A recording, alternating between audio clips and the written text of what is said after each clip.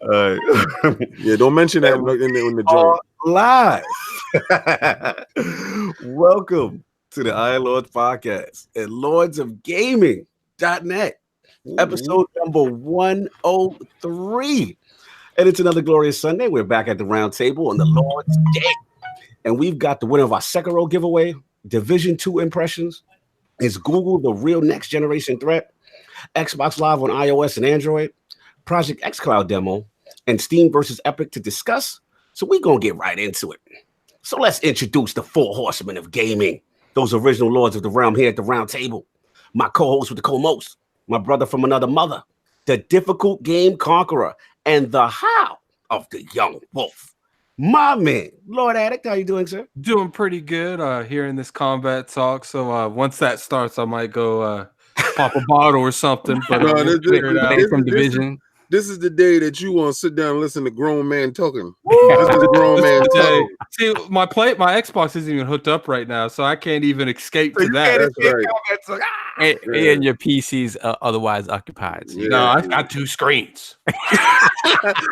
He doing monitoring. He doing monitoring you. I got two screens to avoid you. I like how you said that, sir. He always has the out. Yeah, you always got the out. What you been playing, man? Just the division, pretty much. The God division, the Anthem Killer division, I wouldn't say Destiny Killer division. Easy. That was gonna come out his mouth. Easy. No. I would say the Destiny Killer division at this last expansion they dropped actually wasn't. It's not bad. So no doubt. I can't say the Destiny Killer division, but I'm definitely saying Anthem Killer division. Woo, talk. This is your time to talk. This is what it is. Yeah, it's Anthem. Well, to be fair, you have to have life to be killed. Yeah, I was about to say that. I said you can't kill something that's already dead. I mean, you can't kill something that killed itself. I mean, wow. Committed suicide. That's what that game did. That's harikari. That's what it's called. I gotta ask that question because obviously, you know, your history of the Anthem is quite interesting on social media. So is this like your redemption tour? Is this the I Told You So tour? What is this? That's mine. This is me wanting to play a game and telling you it's better than your game. Oh, I got you. Anything else besides Division, sir? No, not really. I've just been playing the Division. I've been playing a lot of Destiny PC and some Devil May Cry 5. Oh, that's what's up. And of course, we have our most technical gaming lord, the solo gamer who lives for the single player selfish experience, and also the Sostradamus, Mr. Offline Profile Illuminati and Lord Patreon of the Iron Bank, my man, Lord Sovereign. How you doing, sir? I'm chilling, man. Doing good. Ooh, your mic's good now. Yeah, man. You know how it is, man. That vitamin D finally starting to come back in the body. The sun's starting to come out. Weather's starting to get better. Or vitamin D. Nah, that don't sound good. It just sound good. You just said the vitamin D done got back in my body. Come on, man. Oops. The pause today. We'll edit that one. Edit that out for the show. What you been playing, sir? Oh man, I did the shice this week, and I took my PC to work with me. I had that in my backpack, so I finally got through. I finished Crackdown. Okay. Yeah, that was fun, man. Like the boss. I don't know, people talking about the boss fights and whatnot. I mean, I honestly, like, it was a very solid, fun game. I love the traversal. So I pretty much did. There's still a lot of achievements and stuff, crazy stuff like gathering all the orbs, which you'll never do. So I finished that. I played some Division, man. Like, honestly, I'm liking it. I'm really liking it. I don't go into the weeds with it like you guys do, with all the upgrading and stuff like that. But I do, for me, just finding new stuff and seeing, the number's higher. Okay, cool. I like that. Like, that for me, that's enough. Let me ask you this, because you're the king of the single player experience. So my thing is, I felt that I could play that solo. Like, how was your experience? Because clearly you didn't play with us, so clearly we didn't get the invite for the Lord of Single Player. By the way, Bontis loves you. Because I know. I gave him a shout out this morning. Yeah, because he's a single player like you. Because he don't play with me either. No, I'm just joking. Bontis, he's busy. But all jokes aside, like, how is that for you? Single? It's definitely not. It's very playable. single player. The only thing I really had trouble with was control points. Control points, yes. unless you are an absolute beast. Yes. Because see, the thing with the control point was that when I first did it and I cleared out the initial wave of enemies, I thought it was over. So I was like, why are they telling me to call backup? I'm like, all right, I didn't get anything. So I'm like, all right, let me do this backup thing. Maybe it's going to send NPCs my way to help me or whatever. And then when the rush came, I was like, oh, that's why. Yeah. And they were ruthless. They murdered me quick, fast. Like, so you need help for that. Yeah, what you got to do, Saab, is before you infiltrate the control point, Right. you're gonna notice, like, if you crouch behind something, you'll see press X to call backup and shoot the flare up. Right. Now, let me give you advice. When you shoot the flare up, it takes some time. Unless there's a settlement in the general vicinity, it's gonna take some time for them to get over there. You know what I'm saying? So, like I would say, as soon as you start the engagement, then shoot it up so that at least in the mix, by the time it's mixing up, then they come, because you going to bodies, bro. Trust me. Oh my God. These guys, and I love the fact that they're so relentless with their aggro and their flanking. They don't care about your cover. They're not about. They don't care about that. They actively. You know what I like? The conversations that they having with you. Yeah. They be talking that talk. What? They disrespect and they tell out, yo, he healing. Get him now. Get him now. No, I like the dudes that are just like, they don't care. They throw themselves out there. They're shooting at you with the gun sideways, walking at you. The hyenas is my doggy. The thug sideways.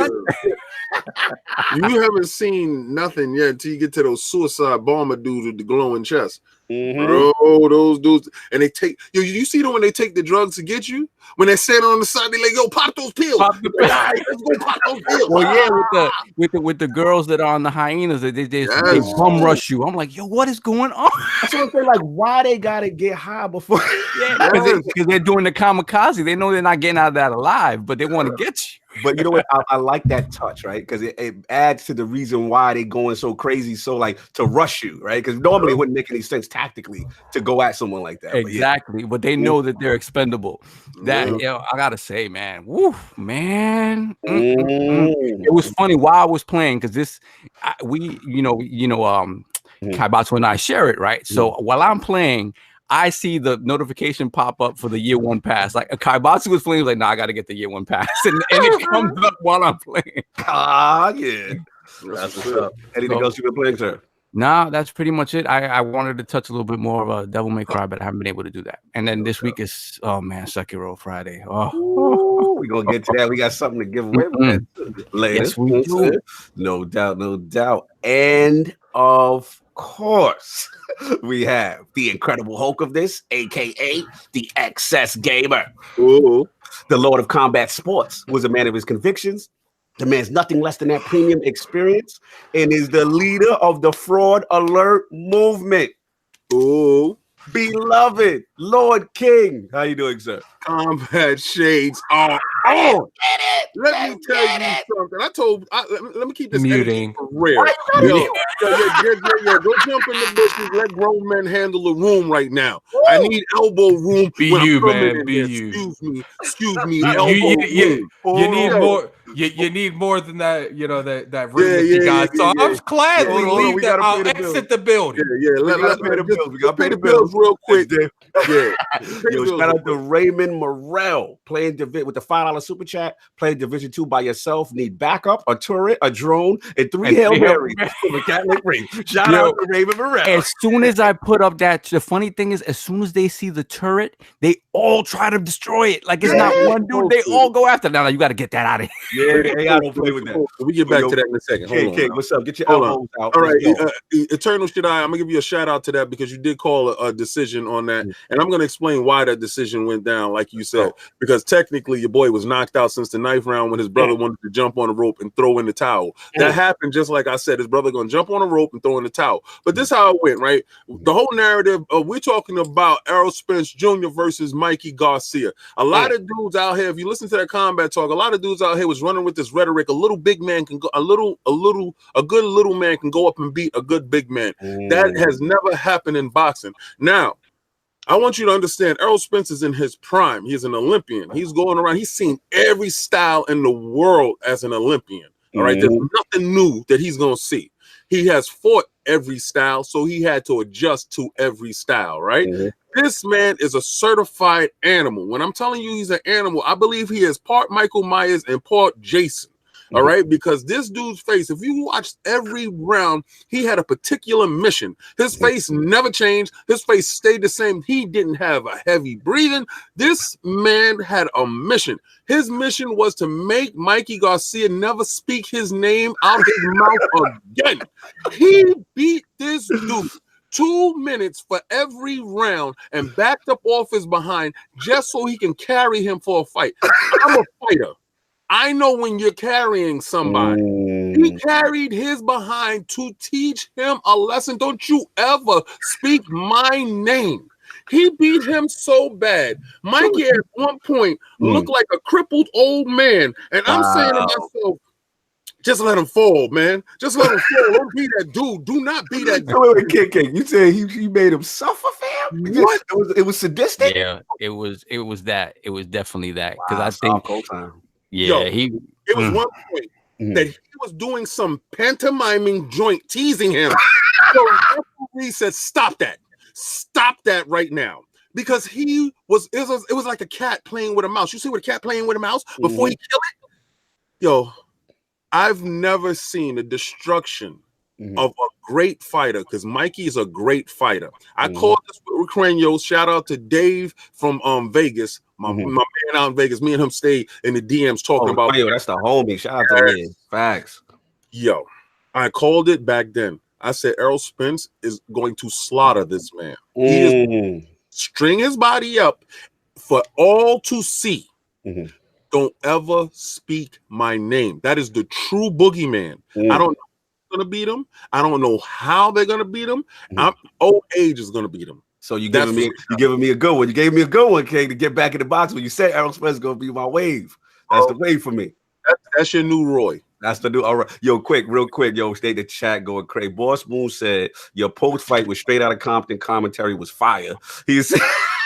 He said, yo, people was like, yo, he Jason Myatt, Voorhees him, you know what I'm saying? Pummeling, yo, 108. He said he beat him like Tyson beat Razor Ruddock the second fight, 12 round. Yo, they said everyone agree with you. They said that, yo, Cat even said, yo, they let him suffer, man. Like Errol was like from a technical perspective, the only thing what Mikey couldn't do, he needed to do when he couldn't do, is that he needed to neutralize the jab, right? So he needed to step in at an angle to his left and try to smother the jab, and then maybe hit him with some dirty boxing, box to the body, try to hit him with some uppercuts. Spence was moving too much. He had Spence had him on the straight line the entire time.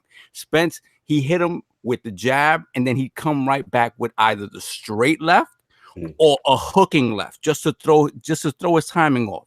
You mean a hooking right because he's a southpaw? Yeah. Right. So no, he was hitting him with the right jab, and he'd come back with the straight left or the hooking left. So my thing was like, if Mikey had at least tried to hit at angles and kind of duck in towards his left to maybe smother the right hand and the jab, he might have had a chance to do something. Yeah. Except stand up in front of him. But the way Spence was moving around him, he kept him in front of him all night. Mikey was on the center line the whole night, getting pummeled. I'd never seen anything like that. Wow. He controlled for such a good boxer like Mikey to get controlled like that. That was something to see. Yeah, he needs to go back to his weight class and not worry about that. I want you to go to Combat Talk, and I told you there's going to be 2 men in there fighting for control. And the man that going to get that control, I already knew Spence was going to get that control. All right, he doubled, tripled, and quadrupled the jab on Mikey's head. He was hitting him with jabs. Mikey was like, "What the hell is going on? What is going on? What is going on here? Who is this dude that's in front of me?" Because I thought he was just a bulldozer dude. I told people to do this, right? This is how you weigh a fighter, how the fight is going to go. You take all their fights and you take those guys and you put it on the other guy. And if he can beat those same opponents the same fashion, then you're going to have a good fight. I took all the Spence opponents and put them against Mikey in my head. I don't see Mikey beating none of them. Right? Then I take Mikey Garcia's opponents and I put Spence against them. Spence destroys them and knocks out all of them, he would have a perfect record. Mhm. That's when I said it's going to be a hell of a slaughter. Let me ask you Hell of a slaughter. Let me ask you this quick question. So now that he's done this, like, who's the next logical thing for Spence? Like, what's the next challenge? Because I heard some other dude was talking reckless to Spence, and I was on some. I mean, about Sean Porter? No. Yeah, somebody was talking reckless. Okay, man. I'm gonna let B answer that real quick, Yeah. and then I'm going to tell you the truth on what's Okay. Yeah, real quick, because Well, at this point, what's the next challenge? Because the consensus is Spence is that dude. So what it is, Saul? Well, Porter just really took a L. So let's look at that. Porter does not need to be calling anybody out. That's one. Two, and then again, Porter's issue. Yeah, I mean, he's a true welterweight in that regard. But the same issue is Mikey's same issue. Like, he's the dude that fights on the inside. He's constantly moving forward. Spence is going to jab his head off and just spin around him all night. So I don't see that being a good fight. But I mean, Spence, he's going to get a big money fight with Manny. That's going to happen. Wait, Manny want that smoke? No, Manny does not want to fight. Manny, okay. Manny didn't look like he wanted to fight, but it seemed like it was going to happen. No, they brought Manny in the ring or something? Yeah. Oh, he brought him in the ring. He called Manny out. They brought this. He tried to get paid. He set Manny up. He set Manny up. He put front sides the seats for Manny. All right, and Floyd. He paid for Floyd and Manny's tickets. There was $5,000 a piece for those front row seats. Jerry Jones made sure that he covered that for them. He asked specifically for those two to be there. Ooh. Okay, he witness the beating. to set it up. The thrashing. Wow. To set it up. Now remember, Floyd is his boy. That's the dude that gave Floyd the black eye and made Floyd stop sparring that day. That's the dude that knocked out Adrian Broner while Adrian Broner was standing up when they were sparring and made Adrian Broner cry. That's the dude. That's the dude that he spars with the Charlo brothers. Man, listen here. Okay, so you had Sean Porter. Sean Porter was supposed to fight him this fight, right? They wasn't supposed to be no Mikey. It was supposed to be Sean Porter versus him. That's what I remember, yeah. Sean Porter didn't want that smoke, so Sean Porter fought his mandatory. Oh, sorry, I got my mandatory. You know what I'm saying? This dude over here. Oh, this boogeyman stuff is true then. No, nobody want that dude. Sean Porter's going to avoid him. Sean Porter will give up his damn belt before he fights him. Sean Porter is looking for a Keith Thurman fight so they can cash out two bums, go their way, and go that way. All right? Manny is looking for that Floyd fight. Manny is trying to stay relevant, keep a belt so Floyd can fight him so they can get that money. I don't want Manny to fight him. I'm not a Manny fan. No, that's not nice. What he would do, man. That's not nice. That's a grown old man. That's an old man will be destroyed. No, I don't want to see that. No. Yeah. That's like, okay, all right, got you. What you been playing, kid? What you been playing? We can talk boxing all day. Vision. Woo! Yo, me and Monkey have been in them division streets. Yo, shout out to you and Monkey, the only people in the ILP division clan. Salute y'all. Oh, okay. You know what? You're gonna stop clan shaming me. All right. When we get to is division any of these topics? That's the first. That's the first. Okay, so then we're gonna talk about the issues because everybody's out here with the division love. So I'm gonna give you some division hate. But I told y'all before, Anthem was in the bushes. Anthem, I didn't know how Anthem would survive the onslaught of Destiny. And these guys coming. But this game is everything we said it's gonna be. So let's get to the topic. Let's get to the topic. We'll get to that. No doubt. Woo, all right. And of course, it's me, LordCognito, the cooperative experience Lord, and everything else having so much fun, man. Division, so much, man. It's been insane, man. I've been doing I started Season of Drifter though, just to get a touch of that, you know what I'm saying? Invitation out. It's actually pretty good. You know what I'm saying? The story is lit. Shout out to Sinister and all that. We've been doing that. But yeah, it's been division all day. Shout out to Dizzy in the chat. You know what I'm saying? Shout out Addict, Whiskey, Biddy, Matt, Sinister, Mark Smooth. You know what I'm saying? We'll talk about the clan stuff later. # Blame King.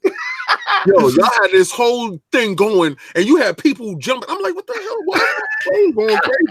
And I look, and it's like, it's King's fault. And these dudes had screenshots, and like, he's keeping the clan exclusive. Yeah, we got to put you on that, throw you under the bus right quick. You know what I'm saying? Dudes want them clan rewards right now because like the clan is really a thing now. Yeah, but you know what? I got to shout out to Dizzy on that fraud because you sitting out there talking about you out in these streets. I ain't see you out in division now one day. And he out here, how Sway? How? I don't see you, Dizzy. Dizzy was rocking. He was rocking with us. What day was it? Saturday. He was rocking with Saturday. One day on the weekend when I don't play.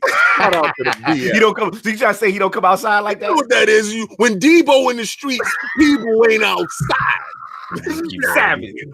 Savage. Anyway, so we got that going on. So we got some announcements to make, sir. We do have some announcements to make. Mm-hmm. So our Sekiro Gleam giveaway has come to an end. And once again, shout out to our brothers from the north, our brothers from Winterfell. Mm-hmm. Once again, like the Skrulls have invaded our land to steal our Sekiro code. Oh, I gotta be stealing. Shout out to the north. Shout out to the 6, the north. Shout out to the north. Oh, hold on, real quick. $5 super chat. Yo, Raymond Morrell. Thank you, brother. He said, "Hey, Lords, I put down with this division clan. I'm struggling in these DC streets by myself. King, man, we got people super chat for this invite, bro. Add me on Xbox. King David OTW, same as my Twitter. All right, so just add me. If you don't add me, I don't see you. How about that? So you heard that, Raymond Morrell. Add him, and then hopefully you get an invite. Wow, he said hopefully. This dude,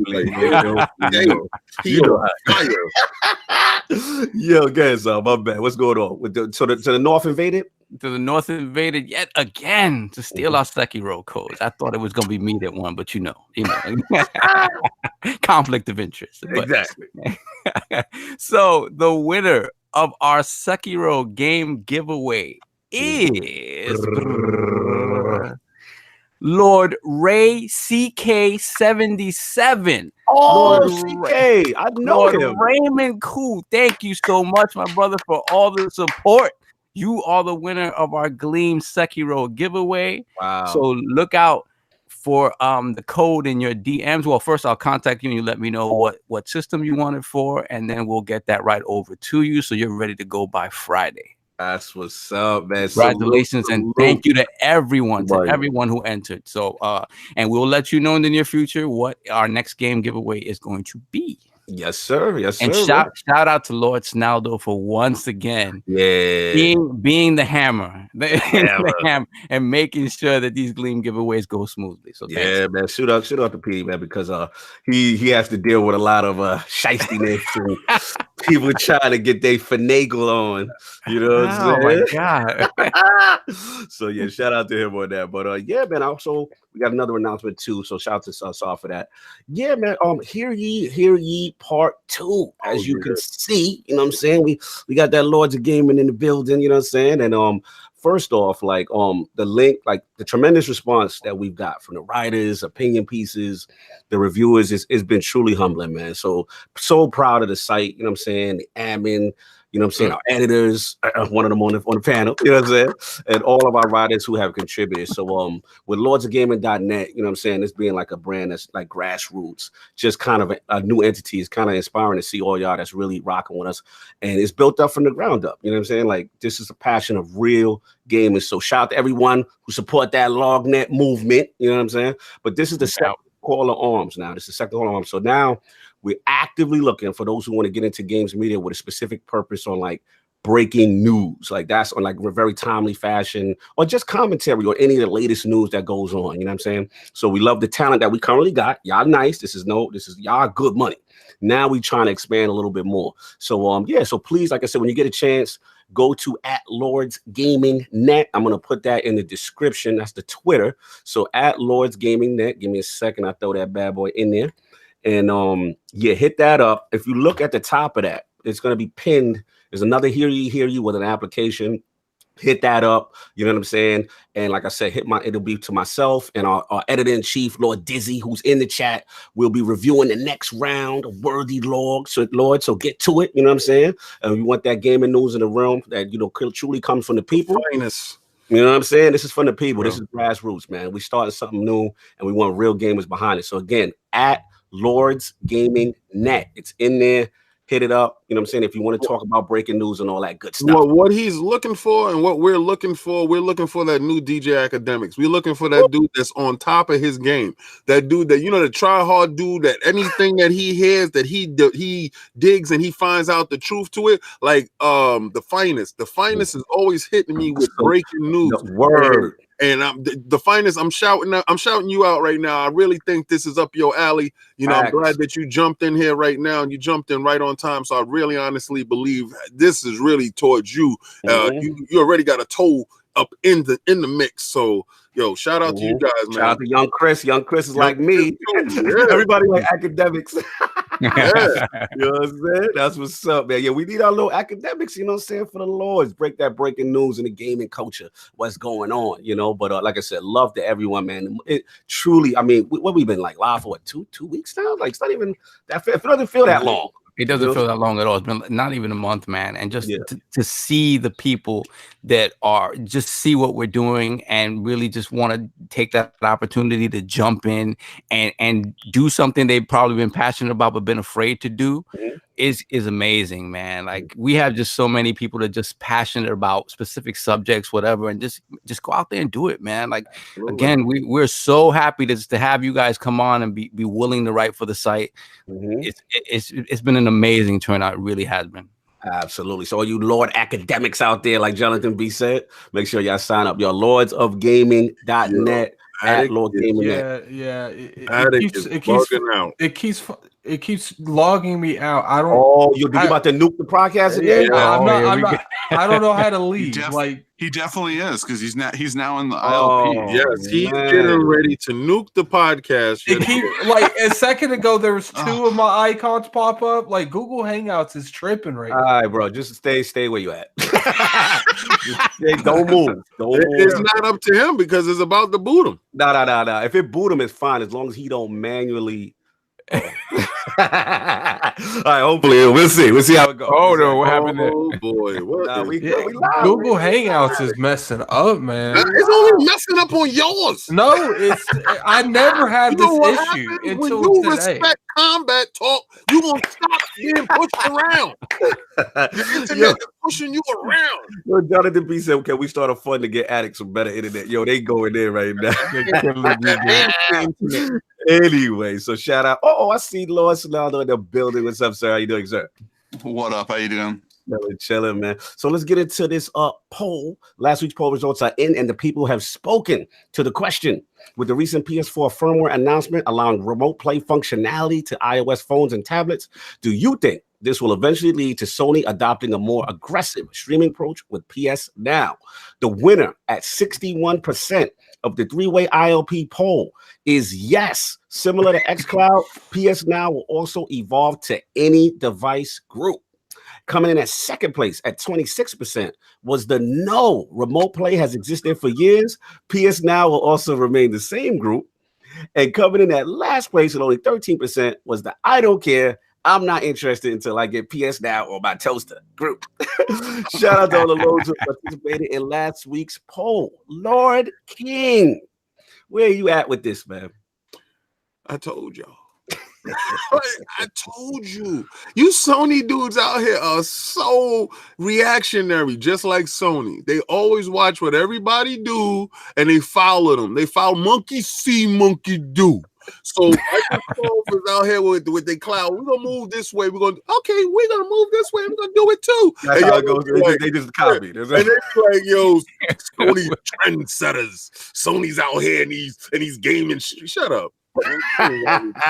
Christopher Hart on your neck early again. Yo, Chris, stop it, bro. It's really getting disgusting that 1 week Phil say something and next week the new head, the dude that because the other dude got assassinated. What happened to the other head?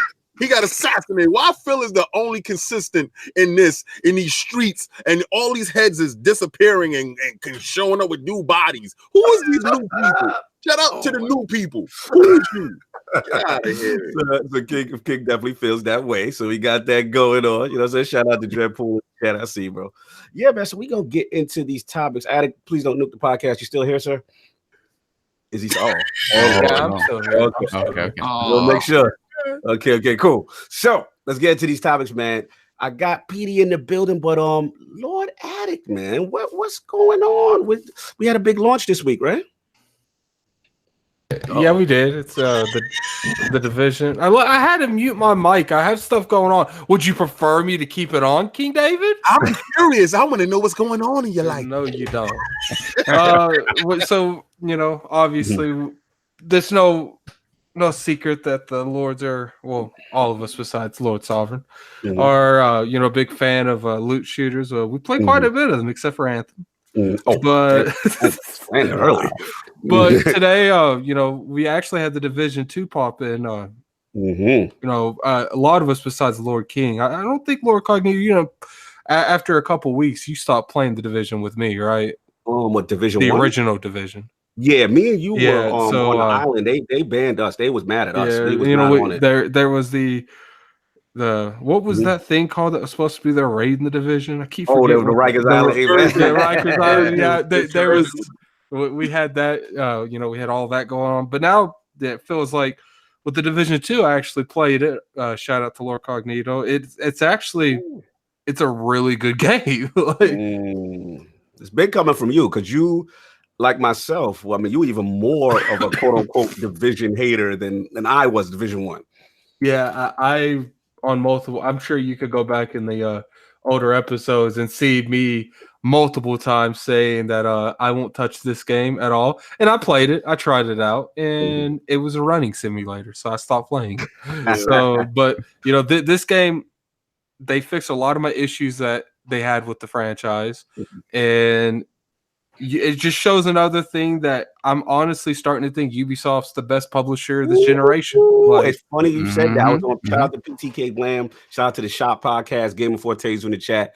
He had that as a topic, and he had Capcom and some other, and he's like, is Ubi like the best? You know what I'm saying right now? And the argument could be made if you really look at that resume, right? Yeah, like they couldn't fix certain things from the original Division because it was built into the actual gameplay mechanics. But they're like, look, we'll fix everything else but that. But we got you with the Division 2. And they had us. Facts. So now that it's been out in these streets, I wanted to get PD in here, man, because he is the resident Division expert. Shout out to him and the stream team. He's always streaming that, as well as one of his great articles up on Lords of Gaming.net. You can check that out as well. He does a weekly updates. So P, man, it's been about a week now. This is the first week. Like, give us your experience with the game, your impressions. How are you feeling about Division 2 right now?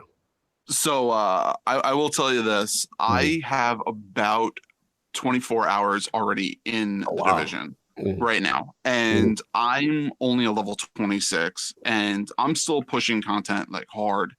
And I can't tell you how much I love going into seeing like what they've changed, what they've improved, adding the different weapon types, because the rifle, the assault rifles weren't a thing in Division 1. They've taken everything they've learned from Division 1 and they've taken it and just stuck it right into Division 2. And then they've improved on it, like the random pop-up quests when you're running around. I mean, it's very impressive what they ended up doing and changing and listening to the people.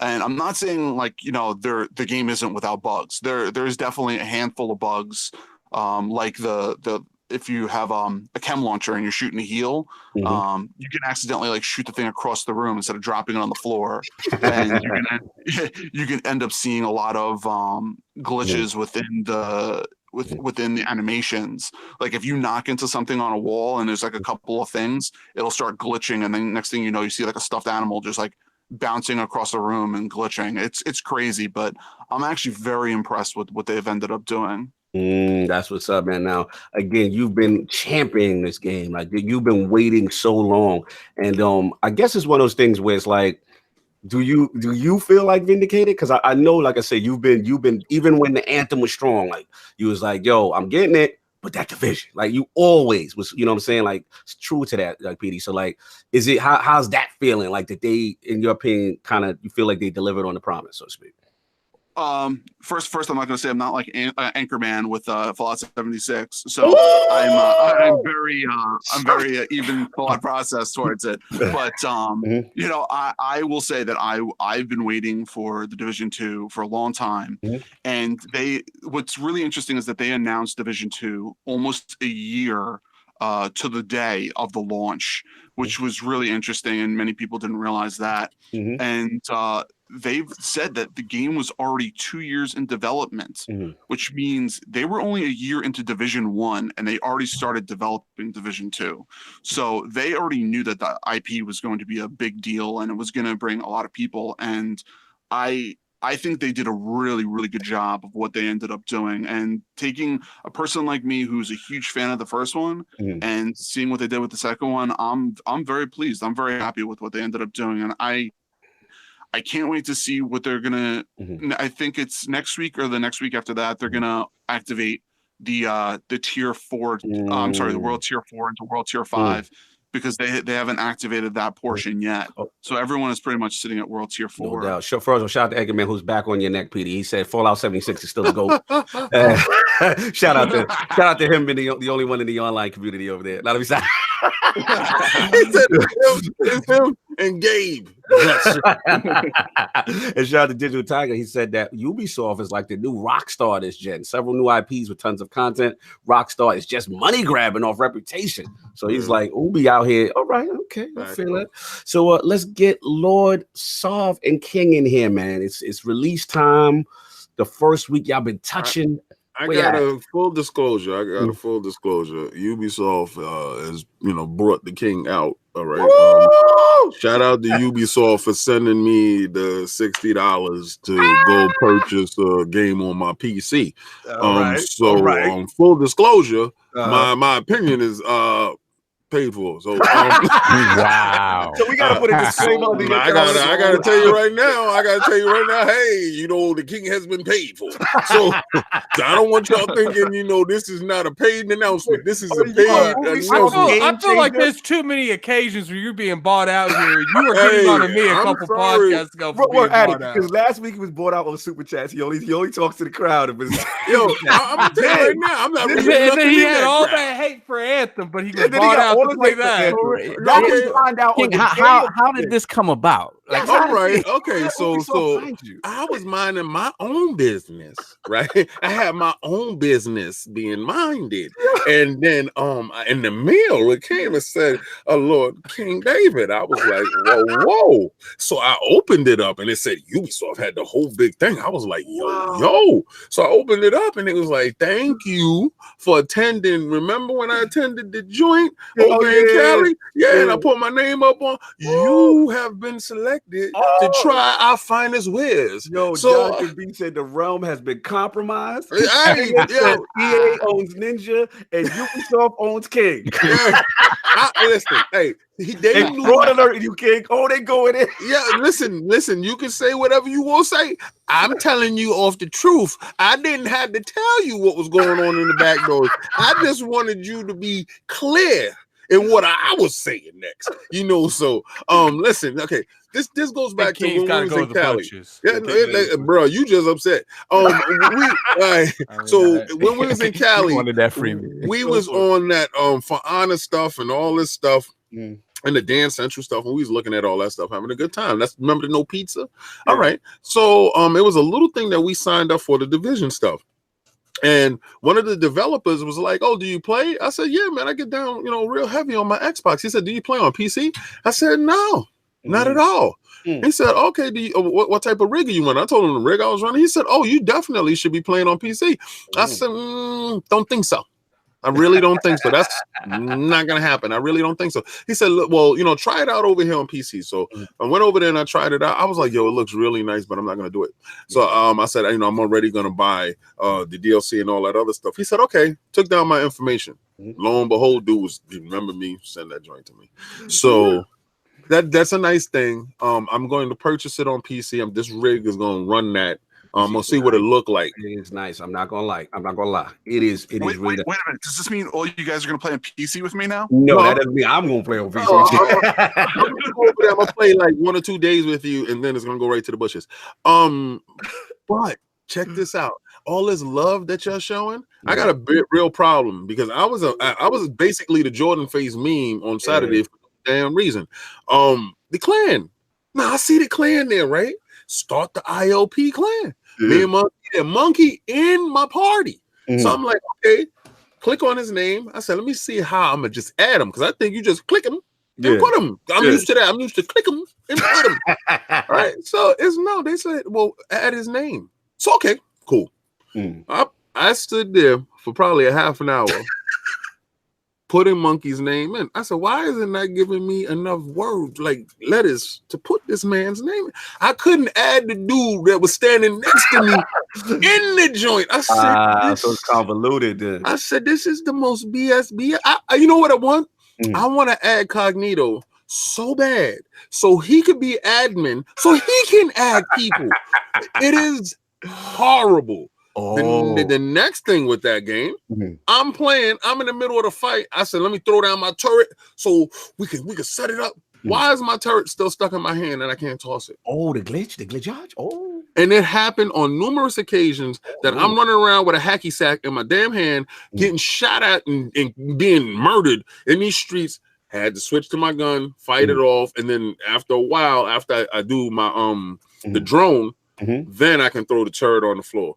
So that glitch, I don't like. I don't like the glitch where sometimes you can't leave an instance and everybody, your whole team, when you go in the elevator, all y'all just fall to the floor. Boom. Oh, I see one time. Yeah, I see one time. They do the little head thing. I see that one time. Yo, shout out to Slow Mo. He said he had no problem adding his 19H. You got to give us an instruction or something. Yeah, Slow Mo, please hit me in the DMs and try to walk me through this because obviously at my advanced age, I'm stupid. Okay. No doubt. Yo, guys, go give it 4 say shout out to y'all. Considering how hard you went at people on Destiny for not beating the clan and not doing the clan things, and you didn't even make a clan. I did make a clan. I'm just the only one in it. In King's defense, you have to also do 2 missions in the first settlement to unlock the clans, and then other people can't get into the clan unless they do the same thing. So it's not that's whack. Yeah, unless you got your clan badge, you can't come in unless you got a clan badge. No clan badge, no joining. Shout out to him. So, Solve, man, break down any more experience with the division on this first week of launch. Like I said, I've only done a little bit, like the first couple of missions. I opened up like the theater settlement, did the mission where you rescue the leader's daughter and stuff like that. And like I said, for me, the coolest part about it is what I liked about the first one too, is just the movement, the mantling over stuff. Everything is so smooth. Everything it's beautiful. The tactics that you have to utilize, I think, are really smartly done. The fact that the enemies are so aggressive and they don't really care, they'll flank you. It means that, like, you know, an engagement with a low level enemy can turn into something crazy if you happen to run up on them. And then, you know, before you know it, because when I had one engagement where I saw these dudes in front of me, so I engaged with them, but it was at like a crosswalk. So there was an open street to the left and right of me. So all of a sudden, their boys came out from the other side, and I was sandwiched in between them. So now my movement has to change completely. So I'm trying to get the high ground. I'm, doing all kinds of different stuff, and that to me is the most fun part about it. Yeah, absolutely. So, the looter shooter stuff, like, I don't go like deep into the woods with it like you guys do, but I do like the fact that I'm constantly getting, a new backpack or a new pair of gloves or something like that. I like that. But no doubt. Yeah, man, let me jump in, man. It's been wow. Like, it's been what a launch, man. I give up to Ubisoft, man, because at the end of the day, regardless of what anybody say, like, they had a lot of pressure, you know what I'm saying, especially with the Anthem scrutiny. And let's be real, like, none of these looter shooter, these launches are never really flawless. But this is probably as close to seamless as you can get. You know what I'm saying?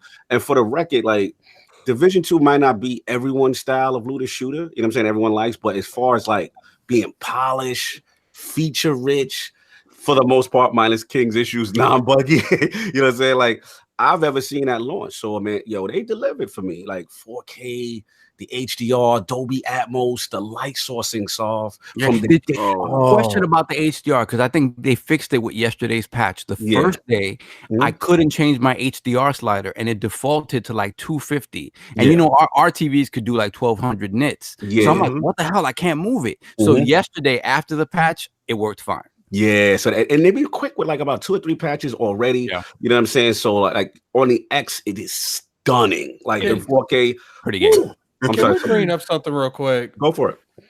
Would you guys consider Destiny, Anthem, and the Division 2 loot shooters like Borderlands? Yeah. I mean, I don't think you could compare them. I'm sorry. Like to the letter of the law. I think these games were built off the foundation of Borderlands, but they're not the same type of games. I would say that to an extent, because I would say that Borderlands gave up, like you said, a foundation. But if you really look at it, these are a little different in the way they're structured. You know what I'm saying? But I think the loot aspect they got from Borderlands. You know what I'm saying? Like, but it feels like the more these loot shooters come out, the more people like, it's not as good as Borderlands.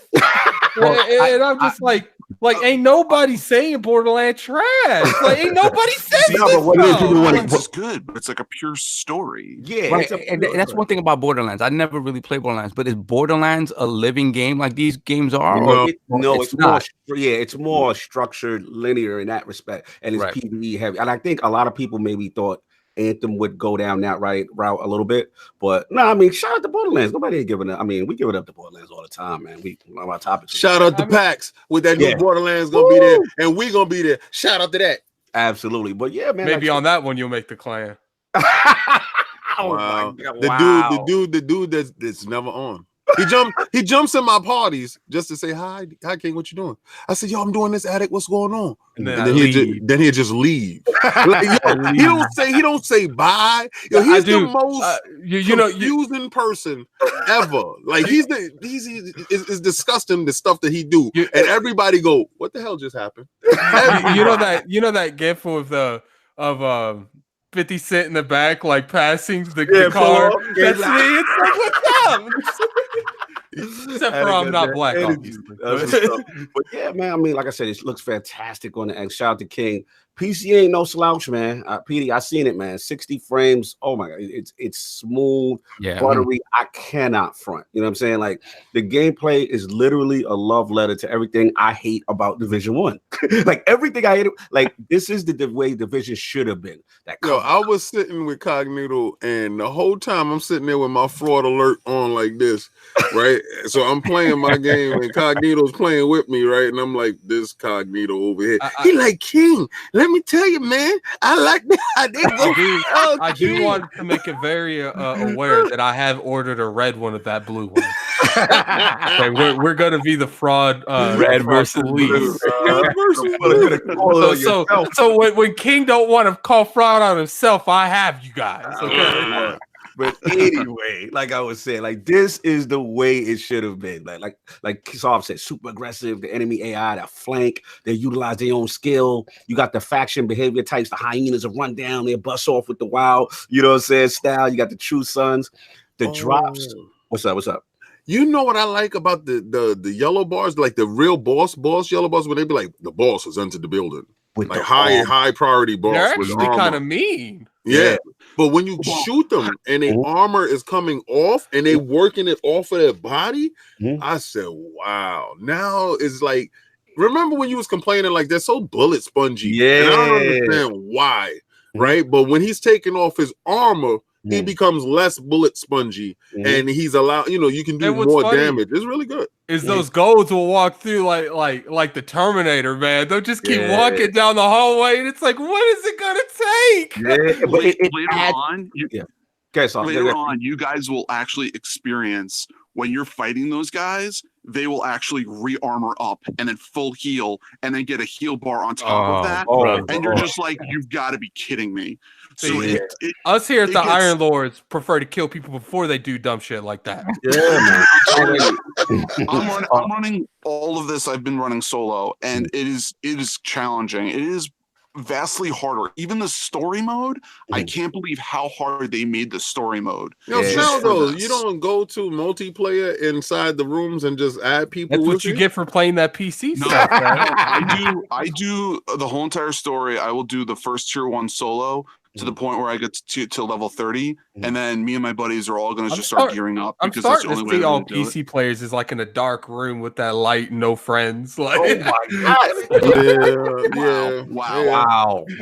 They're just like the PlayStation guys. They just like the PlayStation. I knew that was coming. Here we go. They just like the PlayStation and the Switch guys. They all in the dark corner in the closet playing by themselves with their headset on. Anyway, like I was saying, it drops the gear set, really rewarding. That tactical gameplay, you know what I'm saying? What I like is that seamless transition from like the outside to inside, no loading, the ragdoll physics when you bust them, you know what I'm saying? Like the lower time to kill, it really makes you feel like you murking them, like it's super satisfying. Oh, shout out to All or Nothing with the $5 super chat.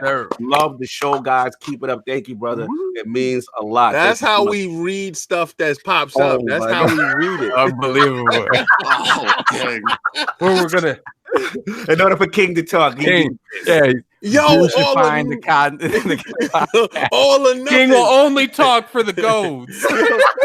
All or if a company nothing. backs up the truck to play that game. That's right. All or nothing. Hey, all or nothing. See how it happens like that. You know what's funny? You know what's funny when me and Erica was going at that. You know, it's easy to say you can't be bought out to that truck starts being backed out. No, I want to point out that people's already bought Lord King David with just games, and that's not even money on top of the game. Listen, I told you. Listen, first of all, shout out to L Boogie, that's part of ILP. Okay, she thought it was super funny in making me play Anthem. She heard the thing I put out. Hey, I'm not playing a game unless somebody purchases it, and I'm not gonna. And it was hilarious that I. Get down and lay down. I had to be a man of my words. So Lord you know that Cognito. it was a gift though. It was a gift. It was she threw the code my way. LordCognito, 9 out of 10. When I go at a game, don't I not play the game? Yes, you always go. You go. I know. Yeah, shout out to Jonathan B. They call you King Payola, boss moves, King all about the bag. Anyway, now that we got King speaking part out the way with Payola. Yo, those heavy armor suits. I see what you're saying, PD. Like, it feels real when you shoot them. You hit the crit spot. Shooting feels real in general. Oh, it feels so much tight. Ain't no Destiny. Like when you hit I would say they're on par, dude. Let's Those guns are good. When I feel like I shoot something, it feels like I'm shooting something. They sound great because they sound great. They feel heavy. And shout out to Riggs, one of our sponsors. Shout out to Riggs. Shout out to Riggs. Play good, gear up, y'all. Get them Riggs. Yo, shout out to Brap. I ran inside Brat room. Brat was like, "Yo, I need help, King." I jumped in the room and I came in there with the automatic shotgun. Boom, boom, boom. Oh, it sounds crazy. It felt so good. He's not telling the part of the story where the goat shot him and killed him.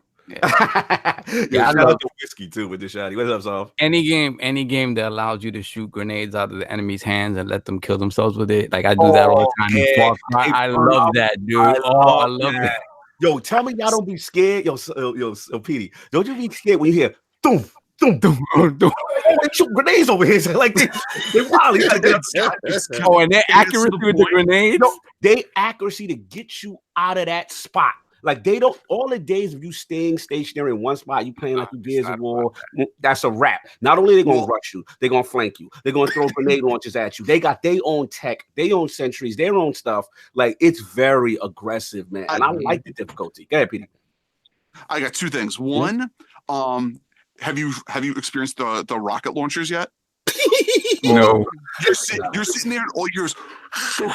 Do they got a Gallahorn in this game? And you're just like the whole area around you blows up. I'm sorry, Chris. Wow. Language. Yo, I'm sorry. That's one. The Molotovs. When they put you on fire, I feel like Frankenstein. Fire bad.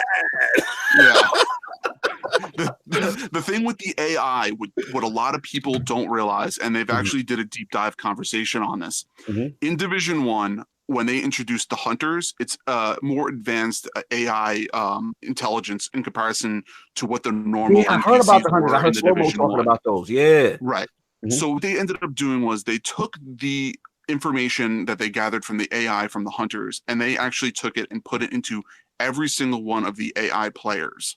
Now, you have that advanced AI, which allows them to learn about the flanking, to learn about where they're going, and you have a vastly harder experience, and that's why they're always pinching you and cutting you into corners and doing those things which you're not used to or thinking.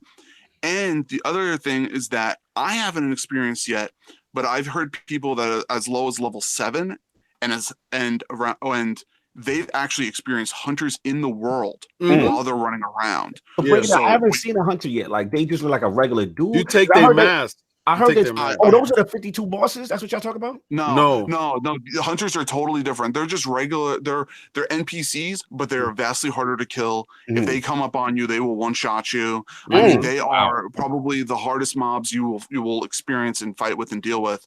And they're really hard, and they'll really change the experience of what you are used to. And they scramble your tech. So, but if you beat one, you take his mask, right? It's a mask that he drops, and you get to take that mask. I don't know what it does. I got a diamond achievement for it, so I don't know what it is. That's crazy. I've never seen one. I mean, that's crazy. And then the other thing I like too that nobody talk about is that they kind of got a Xur character where it's like this random vendor that comes, right, PD?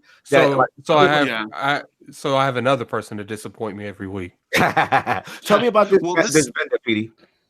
So this guy really, he doesn't do much for you. This random character, he's almost like a snitch. So you find him and you can talk to him, and he'll be like, "Hey, go see this person over here, Cassie," and then like you'll have a general area to find them, and then you'll be able to end up talking to them, and that person will have something for you if you complete missions for that person. So it's going to be an experience. I haven't found this person yet either. All right, 2 questions for you because I need help. One, all right, what is this? I did a project. I've been doing a project. I get little settlements. They be asking for their water, whatever. I build them up, whatever they need. They get book bags, all that. But then they gave me some joint, and it's like track down some dude named Meathead or something. And I went underground underneath a manhole. And I'm like, where is this dude they want me to find? I couldn't find him. Like, yo, shout out to Stitch. Yeah. Yo, he put, "Hey King, read this. I'm paying my fee for the clan right now." Man, is that what's going on here? Let me. I want to break down this super chat. This man is a genius. He paid King to read it. He and at the same time, he just got in the clan all in the same breath. Shout out to Stitch. He rocks with us, man. I'm rocking Stitch. Crazy, man. Put it right here. Put it right here. Yo, so after Ken, you have to get this done after podcast. There's people out here. I don't game on the weekend. Sorry. See you Monday. See you Monday. You know what it is on the weekend, man. I'm so daggone tired. Man. Did you see my face last night? Yeah, that's why we have to wake you up every morning. You don't wake me up. Stop lying. Stop frauding. Cognito do. Cognito is up at like 7 o'clock in the morning. Am I not here every morning without being woke up? True that. He been on it. I don't know what this new thing with you sleep is. Over here has me woke up every morning. Listen, I don't know what this new thing with you is, but this is new with you. We're waiting for you to get back to normal. I'm breaking my alliance with you. Hey, how about you add me as an admin today? And then I'll add Stitch. Yeah, that's right. I got you. I told you before you head out. I told you I got you. I'm gonna put you as the boss. Anyway, so yeah, like so Petey, like them dudes, the bounties. That bounty. Like, how you get them dudes? So there's a couple of different things. One, you'll eventually meet this guy by the name of Otis, and he'll actually be able to give you bounties through Intel Tech, which you'll eventually get from unlocking him from one of the settlements. But there's also with the projects in the settlements. Once you complete the projects, they'll give you a big chunk of XP, and then some of them will also give you a bounty to go after. Those bounty characters are more people that'll give you more XP, and then on top of that, some of them, not all of them, will be part of those 52 named people who will drop the 52 playing cards. So you'll be able to get them. If I don't do them, get them in the time limit, it's a wrap. Yeah, if you die or if you don't get to him within 15 minutes, it's done. You're done. Oh, so they'll eventually come back. They'll eventually come back. Got you. Now, are they staging everything on the map once they stay there, or it's just you got to go to that general area and then find them? It depends. Some people, when you go to their area, you'll be able to clear them, kill a couple of the mobs there, and then you'll move to another area, kind of like you're searching for them because they're not exactly there. Gotcha. But yeah, but I wouldn't worry too much about never quote unquote seeing them again, because like I said, once you meet that guy Otis who gives you the quests, you'll be able to do all of those missions again. All right, cool. So yeah, that was pretty much the other. The other trick is that if you're trying to get to level 30, you don't do any of your side missions. Because your side missions will give you exactly 33% of a level. And eventually it gets to the point where you just like you're kind of like, all right, well, what am I going to grind? And that's the time you want to like hit those up. Yeah, that's what I was telling people in the clan to what you call to pretty much do all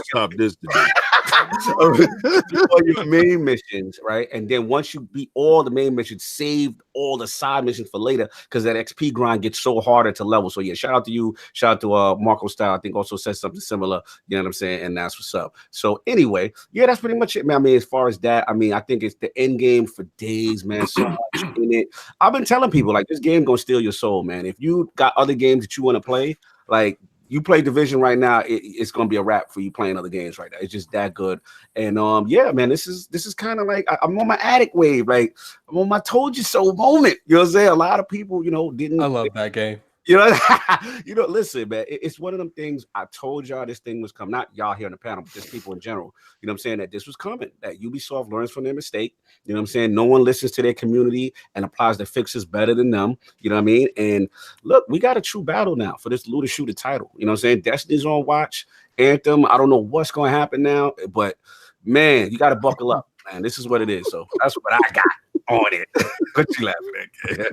I'm sitting there, shout out to Ubisoft for that dough. King, you will appreciate the Phoenix Edition statue. I will take a picture when I eventually get that thing out. Okay, that yo, this is beautiful. Shout out to Snaldo for purchasing that $250 package. So what he got with his package, he has a 6-scale doll that comes in that is super premium. Sideshow has been making 6-scale dolls for years, right? Now these I don't call them toys, I call them dolls. Because they come with real clothing. We call it mixed media, right? And they come with real clothing.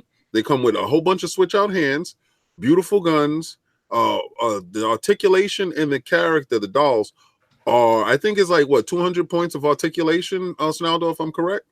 Dude, I didn't even want to pull it out because the thing was like, I was like so worried that it was going to get dirty that I just want to take it and stick it right into a case. So I automatically, because he hit me in the DM, and I automatically send him over to Sideshow, which they do have 6-scale cases that they come completely in cases. So you can see like I don't know if you can see one. Oh no, you can't. You can see the Lobo right there, right? So those cases, they're smaller.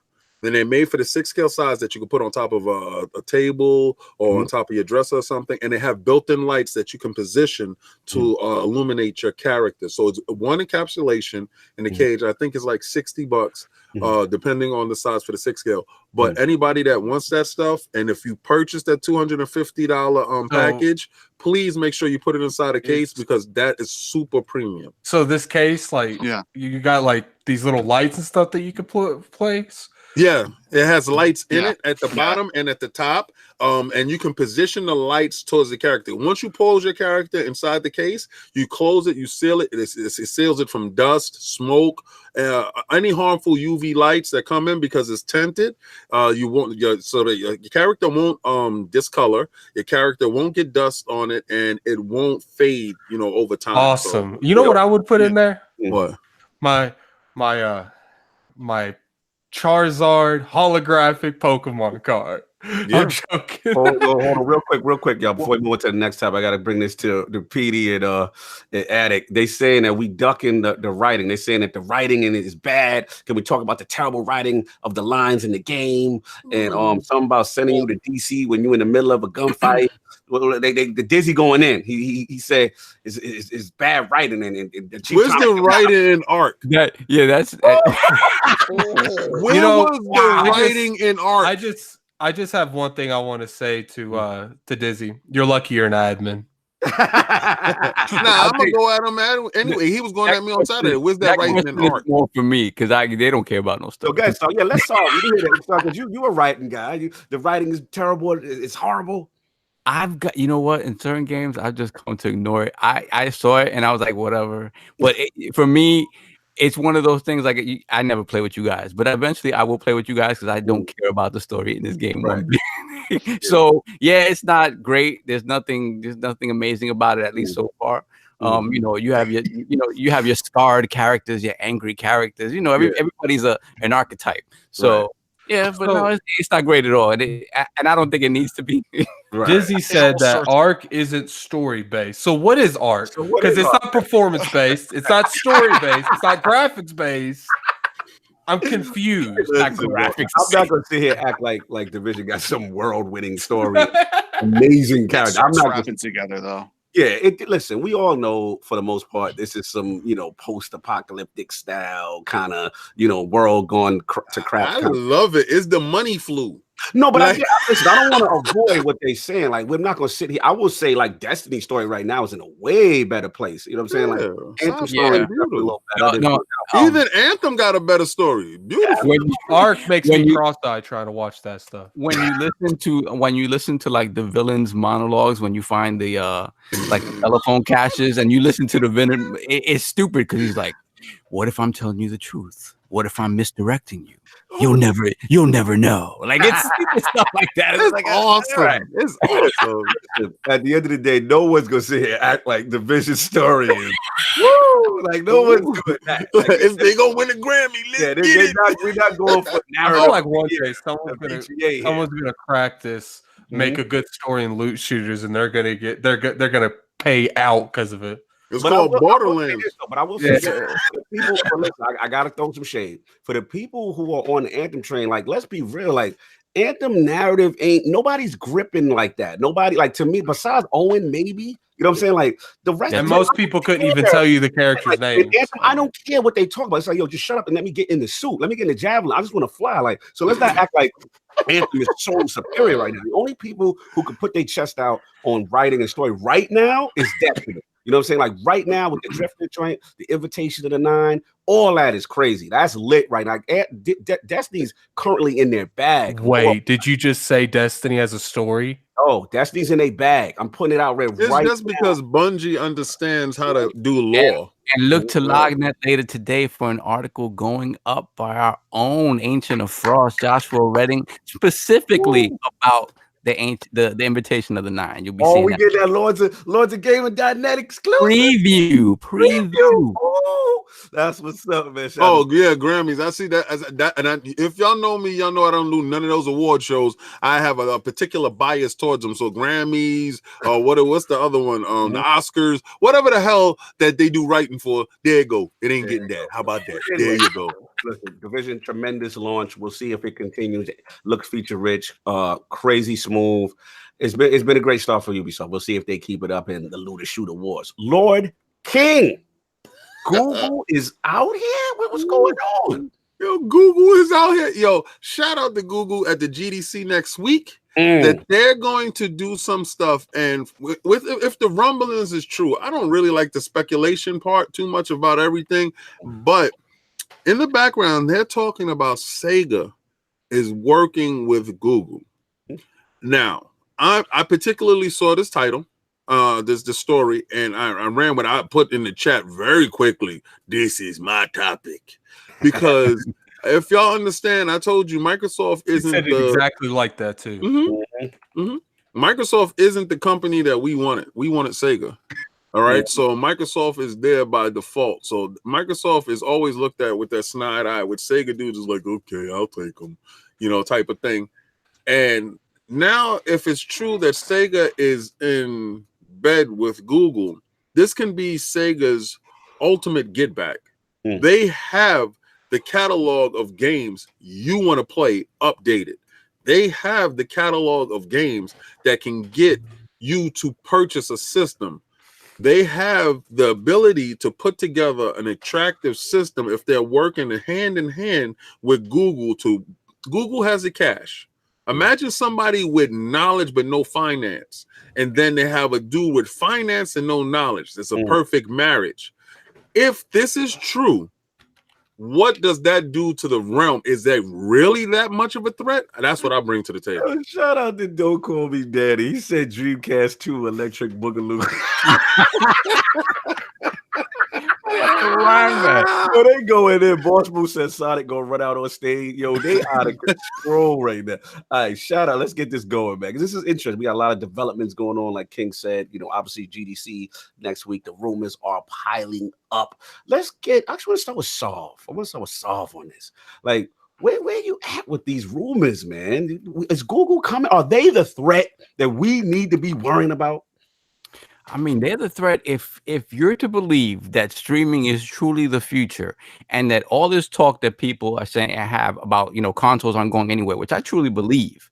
But I truly believe this as well, that in the back of their minds, if they can ever get streaming to the point where it mirrors super closely the local experience, you think there are companies and companies that we love will try to go this route exclusively. Why? Because the overhead is just that much less. Like, the amount of money they'll be able to save with just giving you a platform as opposed to a piece of hardware is immense. Like, but it always comes down to bottom line, right? But it also comes down to feasibility. If there's anybody who has a chance besides Microsoft to really make the streaming thing be a reality, it's Google. That's why I still, even despite all of this stuff with partnering with Sega, with id being on stage with them at GDC as well, they were talking about id's going to be there, and people are assuming that the next Doom is going to launch day and date with the consoles and whatnot.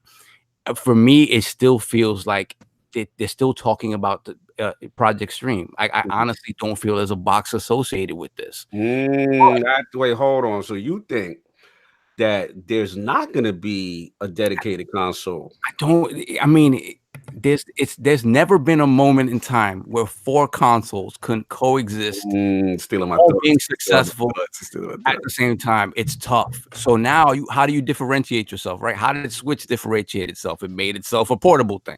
Like, I just think and even looking at streaming now, streaming is getting crowded, right? Everybody's getting into that. So they and Microsoft are the ones best positioned to capitalize on this. So I honestly, the thing about it that it's interesting to me is the partnerships. The Sega thing can still be a reality. The Ubisoft thing can still be a reality. The id thing, but I just think it's about partnerships, about maybe exclusivity stuff. I still think it's that, because honestly, why are you having a GDC keynote? And that's why I understand people's thinking that there could still be a box associated, because they've already showed off Project Stream. A lot of people played it already. That's what the rumor is saying. Shout out to Lord Mods on lordsofgaming.net. He's got an article up there about Google's console, the specs. More powerful than the Xbox One X. That's another thing. That's a weird thing to me too, because if the Sega partnership is true, then something more powerful than the Xbox One X falls into that same category that the Dreamcast fell into when it launched, where it was an in-between console that was great, but the next hotness was right on its heels and kicked it right in the teeth. So they get to do them over again. So I don't know that they'd want to put themselves in that scenario again. I mean, the only way I see it, if it's a super duper powerful console, like, I don't know, man. Like, that's why I don't see it being a console. Like, Sony sitting there with the mallet. Come on, put your head out again. Put your head out again. Put your head out, please. Yeah, right. Sony's so slow at reacting, they would hit it and it would have been gone 10 minutes ago. L Boogie going there. She said Google gonna do y'all like Facebook. All your data gonna be sold and breached. Damn. Going in right now, Google. Addict, man. Where you at with Google? Are they the threat now? Or should we be concerned? Google can go in the bushes. Wow. Like, I think they do have a possibility of doing something, but at the same time, look what they've done with YouTube. Look what they've done with the Google Plus. Why are y'all asking the dude with the poor internet? Why are y'all asking him how he feels about stream stuff? He like, no, Wow. Yeah, I'm gonna go at you. You went at me today. How about that? I mean, it is what it is. I'm the only one here streaming stuff, so This is true. You're not lying, bro. my internet can't be that bad. That's right. That is true. You are telling the truth. So let me ask you, what about these rumors we're hearing? Like, shout out to the finest. Yo, the finest, man. You better hit that application for Lords of Gaming now. Next, I told you already. Some news. But yo, what I was gonna say, what about the whole rumor of, like I said, the Sega partnership? Now we're hearing Crystal Dynamics. They made a whole bunch of hires. We're hearing about that Avengers game. Remember back then? Like, they talk about that could possibly shown. Like Sega. Let me ask Atticus, if they make some solid game partnerships, does that change anything for you? Depends on what you mean by solid game partnership. Well, like, only one we know I don't right think now, it could be like we know Ubisoft. We know Ubisoft is going to have some role there. Considering that they hired, what's her name, Jade Raymond, I believe. You know, she was the former lead of Assassin's Creed, which is your franchise. You know what I'm saying? She's also was on Splinter Cell. So he's going to be there. She's been hired by Google. We know Phil Harrisman, aka everyone's VP at some point from Microsoft and Sony, who's been a president at one point. He is also now VP there, leading their game division on some aka the other Phil. The other Phil. Wow. It depends on what their approach is. Okay. They call him Lesser Phil. When it comes to what kind of platforms they're gonna like, I don't think Sega's gonna be enough. Now, Sega got a lot of great IPs that they could do wonders with, but I think that they're gonna have to have something more that appeals to my generation as well, and they're got to get something that appeals to like my brother's generation, because I think right now they got those IPs that appeal to that anywhere from 30 to 45 range. Okay, and I think they got the money to do it. There's no denying that. They could go in there and probably buy publishers. That's what I'm saying. They got that bread just on Microsoft level. They really want to go in. You know what I mean? It's just at the end of the day, they've always had a way of thinking that gets them in trouble. Oh my gosh. Please stop, King. Please stop. I told you, Addict. You want to play me in Pokemon? I'm done. So I ain't gonna even acknowledge that. But it just depends on what they do. Like, I mean, look at it from a standpoint, they run YouTube. How many issues do we have with YouTube and we have no one to contact? But they love dropping the ball in so many areas. Like sure, they might put mad amounts of money into this industry, and then a year from now they drop it because it didn't do what they want to. This, like, I mean, the talk around this is that they've been working on developing this platform or whatever it is for the better part of a decade. Like, so they're in. They just needed to figure out how to get in. So I don't think this is whatever it is. I don't think it's slipshod. I really don't. Yeah, I think that they have a good chance because I don't think that Sega would be the only one that they would do it with. I think that there's too many IPs and too many. Now you know who they need to buy. That THQ Nordic. They get that. They got all they need. Like, that would be it. That'd be kind of great. Let me jump in before I give it to King. This is I want King, man. Yo, Tuesday is gonna be interesting, man. Buckle up, yo. GDC is coming, y'all, man. I mean, if you played the Project Stream, right, and you felt, it was what's up. We got that. We got the leak controller. You know what I'm saying? We saw the patents for that. We've seen the Phil Harrison hire. We've seen Jade Raymond as the VP. Like I said, Assassin's Creed lead, Splinter Cell, the Sega rumors, this Crystal Dynamics rumor with the Avengers game. I don't know what to believe with the Sega thing, though, because it's like, I still find it hard to believe if that happens. You know what I'm saying? But I'm a Sega kid. You know what I'm saying? So I can't get mad if it go down. But I'm with Solve in this respect. Like, I can't envision a market with 4 consoles. Like, come on, 4, that's a lot. You know what I'm saying? But we'll say this. They got the capital. They're extremely aggressive. If you look at it, it kind of reminds you, King, of a young Microsoft. Because remember, Microsoft ain't had no business jumping in the game industry. People are like, yo, what are they doing? Remember? So we got that. The key to me for Google is going to be this. Games, will they have true exclusives, right? will Project Stream be downloadable for local play? Because I think it's an L solve if it's stream only. I think that's an L. Now, we know many are still resistant to the streaming thing. I get it. You know what I'm saying? But the long-term commitment and the power spec. This is where I agree with Addict. Like, they got one thing about Microsoft, like with OG Xbox, they took that L from a financial standpoint, but it was kind of like just to get in the game, right?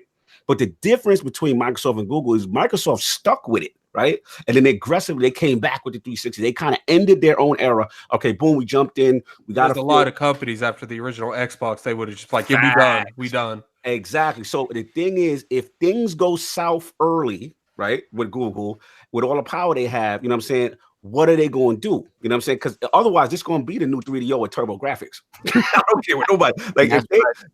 Okay, what you said, so? You know, and that's what I think about if it's actually a piece of hardware. I could easily seeing it being, besides the streaming, it being a Game Pass type service where you're downloading as well if you have the capabilities to do that. Right. I mean, I think that's all fun and dandy, but like as of right now, unless you go out and build a PC, I don't see a lot of people just willingly. It's not the fact that people aren't going to do it. It's the fact that it's not the norm. People are used to building PCs to play games on PCs. They're not used to going to a web browser and playing games on a web browser. Like, obviously, that could be something that could be built to the mindset easily, and that could really go out for them because everyone's got access to a browser. Absolutely. I mean, listen, at the same time, also the competitive, everybody's streaming now. Like, that's the new thing. Like, we see Microsoft loading up on all fronts. You got the game studios, the xCloud, they got the xCloud, the Azure, Xbox Live with the best online infrastructure, switches in pocket, you know what I'm saying, with their hybrid space, you know what I'm saying? They got their powerful IPs and all that. And then, you know, the rumors are still that Microsoft and them with Game Pass might still link up if the ink dries, or you know, maybe they're just not ready to announce it right now. And we still got Sony, y'all. Like, Sony, the de facto leader of the gen. So they got the huge momentum. They got the cash cow IPs with sequels they just sitting on. So with a push of a button, it could be like Spider-Man 2, God of War, whatever. You know what I'm saying? Like Horizon Zero Dawn, whatever. Like, they're sitting on stuff. We know the back compat is coming, just whether or not it's going to be paid for or not. That's key. You know what I'm saying? But then we got, you know, PS5 hardware. You know they're going to beast. So shout out to Lord Mods because, like I said, he had that great Google article on lordsofgaming.net. But, you know, the whole thing is like, if Project Stream is rumored to be more powerful than the X, then even though that's good, it could be a situation what King is saying where it's like, yeah, you're like a Dreamcast, right? You're better than that's what I said. Like, it's gonna be a Dreamcast. Like, no, that you don't want to be there again. Right. So again, which could mean short-term L, right? Which is you jump out. I'm gonna give it right back to you, King. I'm almost done. You jump out. It's a decent showing, but then ultimately it doesn't do what it do. Now, will they have the Microsoft in them to say, okay, let's reinvest, let's double down? Because at the end of the day, you got PS5 going to be out there. You got Lockhart. If it's not more powerful than Lockhart, that's going to be a problem. You know what I'm saying? Well, and Lockhart is not more powerful than the X. No, Lockhart is because it's technically on a teraflop level. Yeah, on a teraflop level. I'll get to that. Go ahead. Yeah, no, I mean that's pretty much it. I mean, my whole thing is time's going to tell how serious they truly are. You know what I'm saying? Or if they fold up like, you know, Google Plus when they try to challenge Facebook. Like, is time going to tell? We're going to see how real it is. You know what I'm saying? In a minute. But Tuesday, I'm tuned in, man. Go ahead, King. This your topic, man. Well, okay. We all know Google is juggernauts globally, right? So cash-wise, they won't be strapped. Now, will the higher-ups see the benefit in a gaming division? That's the question. Now, will they be able to link all of those services that they have with Google into the system to shoehorn it, to Trojan horse it? Okay, what like Microsoft, these big companies want to Trojan horse their system to you to give you services. See, everybody is complaining that Microsoft offers all of these services, and but where's the games? The games are coming. But these services are here now. Once you start engaging in all these services, like buying your movies in this one spot, watching your shows in this one spot, if you have your Xbox on and you're watching YouTube, you're still engaging through your Xbox, right?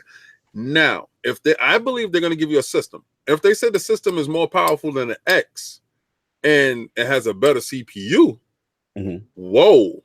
Now, they're not in the same position as the Dreamcast thing, because remember, they said the Lockhart is going to come in under the PlayStation, right? But then you also have the Anaconda that's over that, right? And the PlayStation is like right there in that middle. What if this is right there in that middle on par with the PlayStation? With the PlayStation 5? Yeah, but now the PlayStation has the pedigree and the games. This is what will keep them afloat. What can offset that? Another company that they have a catalog of games and a strategy and know-how that has been dominant in the gaming genre. This is why I say Sega is very important, if true, because Sega can help them with strategy in areas they have no idea about. Right. So they won't be coming in blindfolded like Microsoft, feeling their way in the dark, trying to feel their way in. They will actually hit the ground running with the knowledge of Sega. This is why I say they're a credible threat. And will people purchase the system? Hell to the yes, I will purchase it. TurboGrafx was my greatest system. So if they TurboGrafx, yes, I'll take that. Please let me get one upstairs and one down here in the back. So, but here's the thing, like Saul said, do you think that is sustainable? Like, no, in this type of a market, like somebody can't survive, right? Somebody old has got to go. You know what I'm saying? Like, we've been around, you know, the Lord's enough to know that during that Turbo, I mean, it was in the beginning, right? We had Sega, Super Nintendo, whatever we had, because Turbo came out was the 16-bit era, right? We had Genesis, Turbo, Super Nintendo. And that was it right there at that point. And Jaguar tried to stick his face inside there, and they got bashed out. I have a serious question for you. If Google came in and they had a console that really did well, who would you expect to go? Sony. I can't go there. To be honest, as much as I hate to say this, I'd have to say Microsoft. Like because Microsoft is going to be an app. So you're looking at two apps. You're looking at the PlayStation Now. They're gonna be an app, and you're looking at Microsoft Game Services as an app. Both those two will be out the door. Nintendo has shown you they can withstand any goddamn thing, and they don't care about what's going on in the world. To them, they're in a bubble. They will put out a system that will do 480p and will actually outsell that Google thing. So I don't worry about Nintendo ever. Start calling you the chosen one, man. But you are able to backflip out of anything. I'm telling you right now, those two will die. I mean, listen. So where you at? Who you think? I'm a four-man race. It's a four-man race. Who falls? I think the one who's most willing to do it would be Microsoft. Willing to do it because of everything else they put into place. I think. All right. Now let's take it from a standpoint of whose legacy do you personally would want to continue? I don't care. I mean, the hardware stuff. No, I'm talking about games, everything. No, games. See, I don't think anybody's legacy goes in terms. I think the games will continue, whether it be through a service, an app, or whatever. I think everyone's legacy is sustained in that regard. In terms of the hardware, I think Microsoft would be the ones that would be most apt to go, or be in the best place to go without harming their overall legacy. So there's another factor we're not talking about, and this is Sony included. We have to talk about the fact that even Sean Layden, Sony themselves, said he envisions a console-less future. Right? So all of them are positioning themselves long term for streaming and that. So maybe we're looking at it different. Maybe we're looking at it from an antiquated standpoint that the console is necessary because that's all we know up until this point. And that's why. And I'm sorry.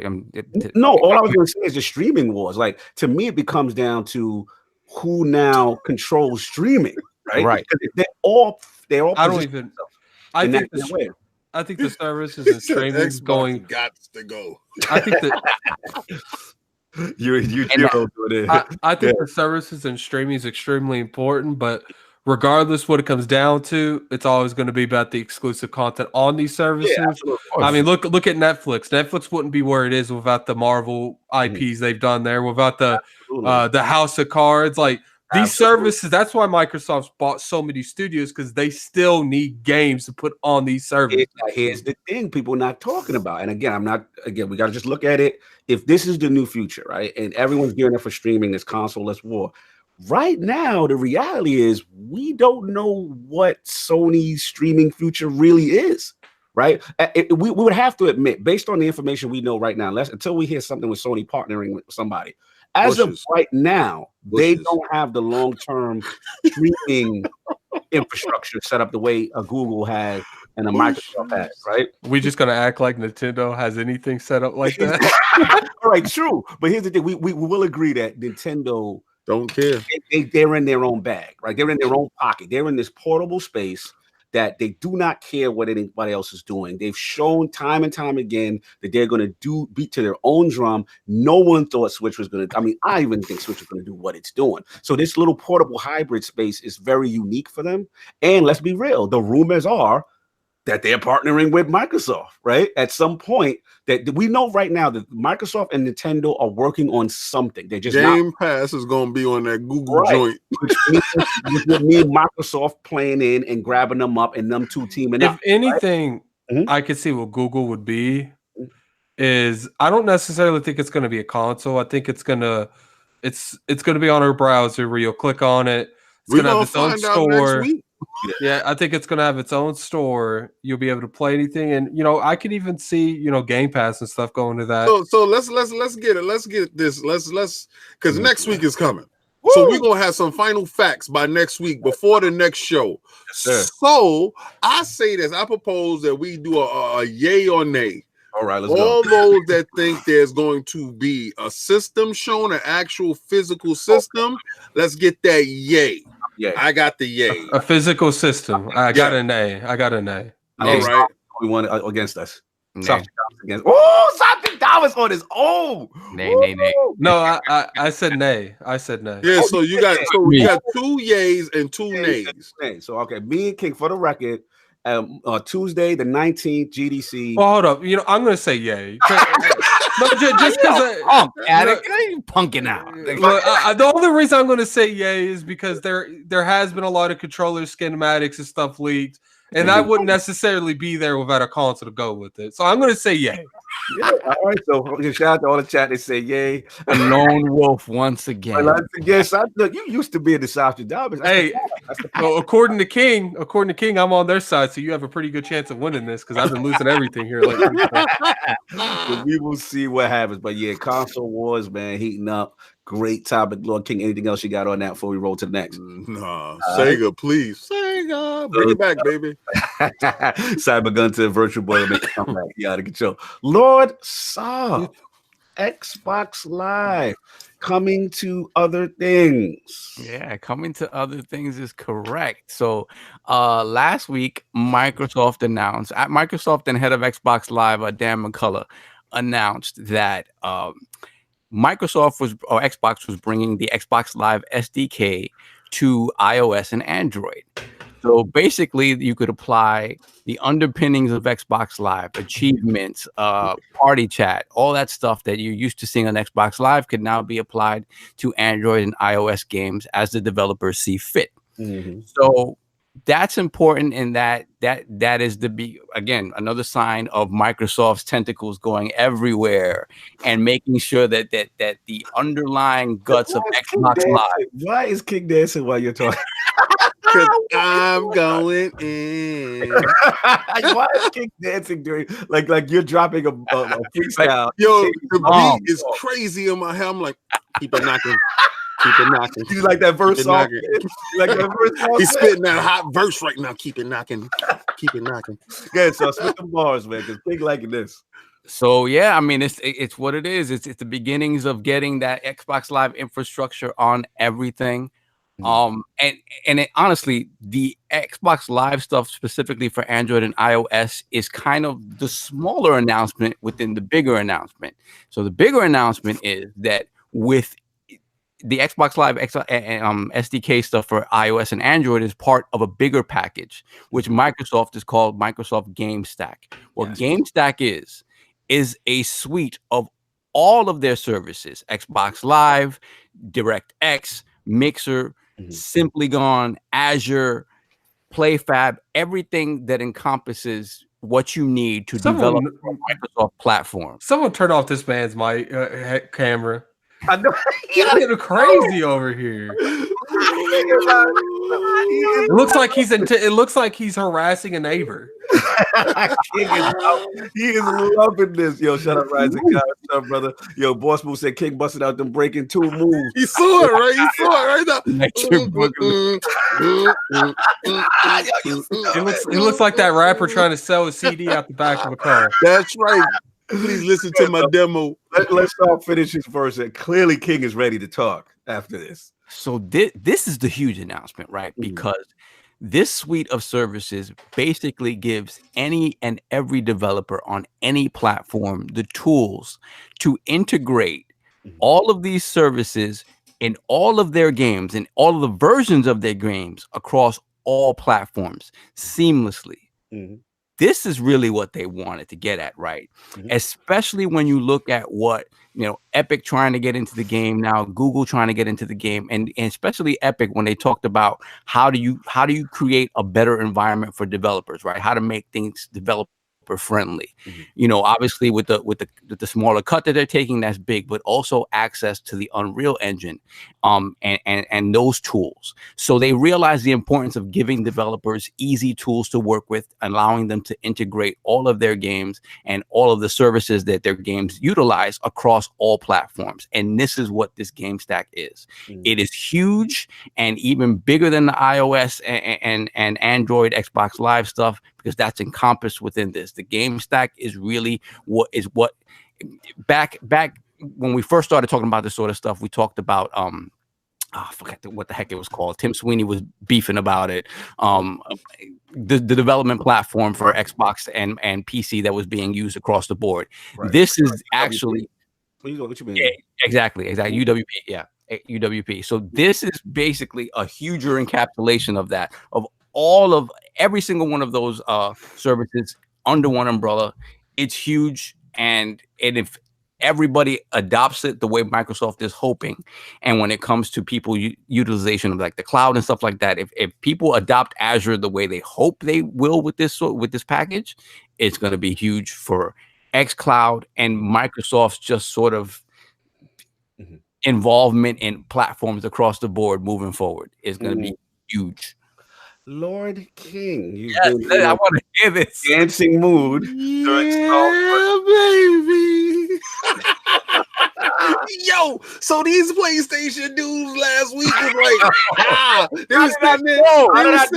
they was tossing it up. Yeah, we on iOS, we out here, you know what I'm saying? You can see our joint, we can check us out. You know what Phil said? Phil got his whole petty out. He said, I knew you was going to do that. I see your iOS, and I raise you some Android. Your boy, Phil, Phil Dominus, out here swinging his petty at you again. Check it out. The week after your high came down, you was like, yeah, because we out here moving and shaking, baby. Who really moved and shook on you? You just really got shook out your socks. He Allen Iverson to all of you. Check it out. He just said, yo, we're going to put that on everything. Nothing excluded. My phone is down with that. Check that out. Right? I don't got an iOS. So when y'all talking to Apple, that you cut the crowd in half. Okay. Those dudes over there could play. Again, Sony with the non-friendly stuff. Again, somebody's left out with Sony. You left out with Sony, not me. Microsoft said, you know what, yo, King, man, we're going to put our services out on everything. Now, as far as what so are you saying that Sony hates Android users? No, I just say Sony is always half button things. You know, I can't curse on the show, so you understand what I'm saying. It's always half, but go full tilt. Don't half toe. Don't stick one foot in the water. Jump in the pool and stop playing. So Microsoft said we're gonna give you the whole services. Now, what Sovereign didn't tell you is all those services interact with each other and connect. So if you use that service, right? Let's say you're playing on PC. They want you to be able to connect through your PC, through your Switch, and everybody playing together. If the developer allows it, and it's up to the developer what platform he puts those games on, he can make that one game that plays with everybody. Okay, so no more they use those tools. Absolutely. Providing they use those tools. Is it like a switch? Like they hit the switch. What was the stuff that we was talking about before? Cross play, cross progression, right? That's that. So they're trying to eliminate all the barriers that's keeping us separated. Remember how you have different systems all set up. They're trying to get to that one utopia that we've always talked about. Oh, we can play together. As you saw how Petey said, oh, he's over here. Snaldo said he's over here on PC. Well, that won't happen if I'm playing on whatever platform that I'm playing on with this Microsoft strategy intact. I'll be playing with Snaldo, keeping my progression going. No, I feel you. I mean, definitely there's some good points here, man. Let me jump in here. It's interesting. One world government. Socialism. Yeah. So Lord King is giving it up to Lord Phil, Xbox only begotten son already. You know what I'm saying? He prophesized it. So to me, listen, man, this is just more of everything, what they've been saying. It's no surprise. Like this is what they've been wanting to do for a long time. He said every device.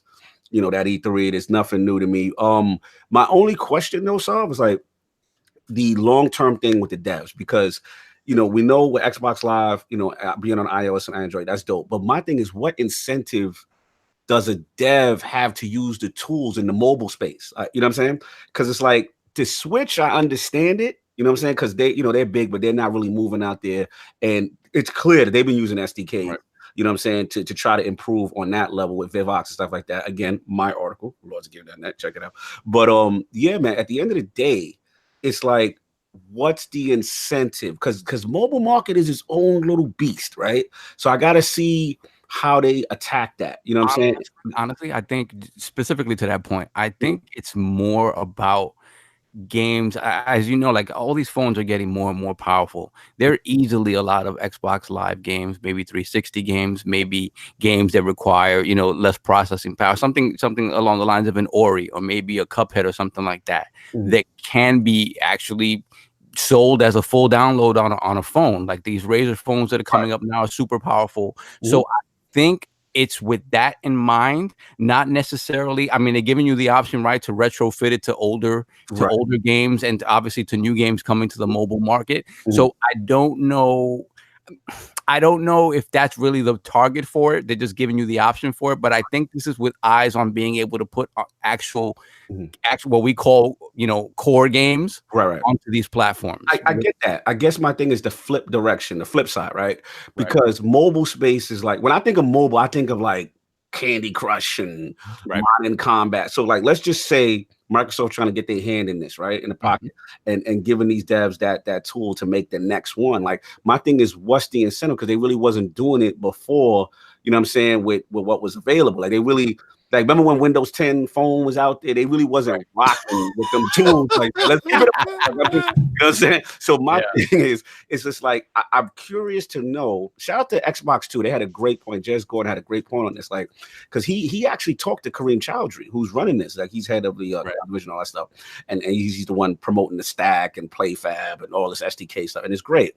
I just want to know how they pitch it to the mobile guy to say, hey, here's the incentive to use this, to have the Xbox Live feature, to have that stack, to have all these great features, and actually create games from the ground up. Because I would like to see those developers create games from the ground up on the mobile side. Because to me, that's the advantage then. Because if they start making the next Candy Crush or Modern Combat, whatever it is, and it's with that stack, then Microsoft really benefits. You know what I'm saying? I'm not saying they won't benefit the other direction. You know what I'm saying? For sure.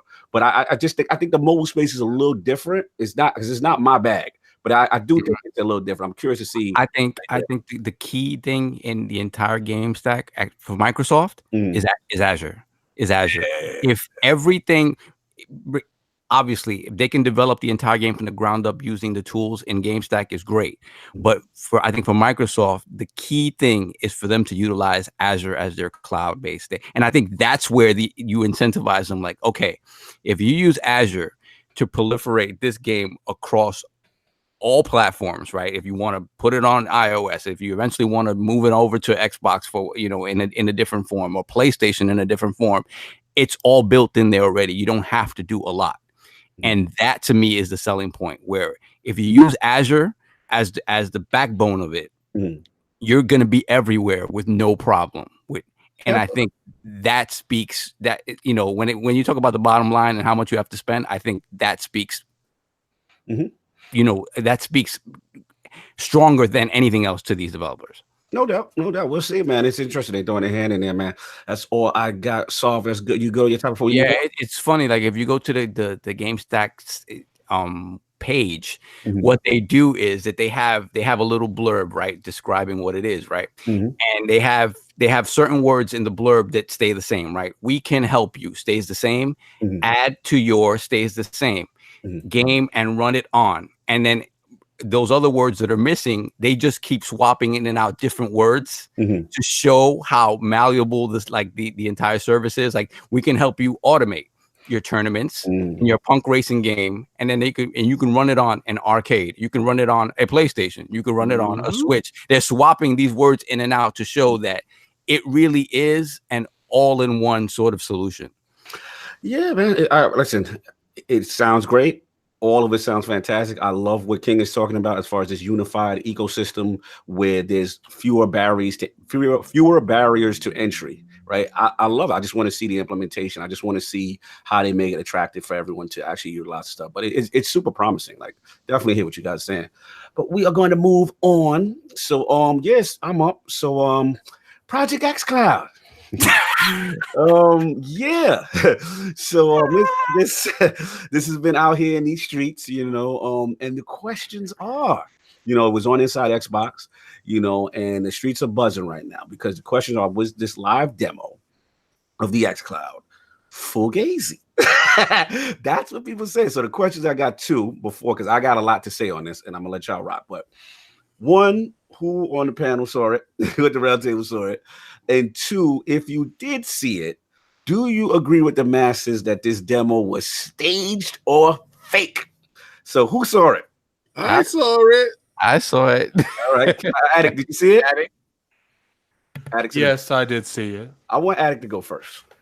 Why me? Yeah, you're first. Lord Addict, now that you have seen it, do you agree with the masses that the Project X Cloud demo was staged or fake? Yes, I do. Ooh! Okay. I just don't see from what she was doing was it's neither A, it was fake, or B, the input lag makes that not playable. Okay, I see what you're saying. Okay. And I think I'm going with the left. Okay, all right. Lord, so and Dude. Project X Cloud staged or fake? I gotta call fraud, man. Like I didn't. She didn't put her hand on the right analog stick once during the entire demo. That was a red flag for me. I was just like, what's going on? She's just hitting the triggers and using the L, and it doesn't even seem to be in conjunction with what I'm seeing on the phone. Like there were some movements, like she was making. There were slight movements on the game that didn't correspond with the bigger movements she was making on the analog stick. It just didn't. No. And then another thing is, like, you've already showed in your announcement trailer, you showed Forza already. Show something else. Lord King. Project X Cloud demo. Oh no! Say they so good. Yo, when she acted surprised that it was coming out. Yeah, there you go. Another thing. And they put it in her hand. She kept tapping left on the analog, and I was like, the car ain't even going left. I said, that's the same video you showed before.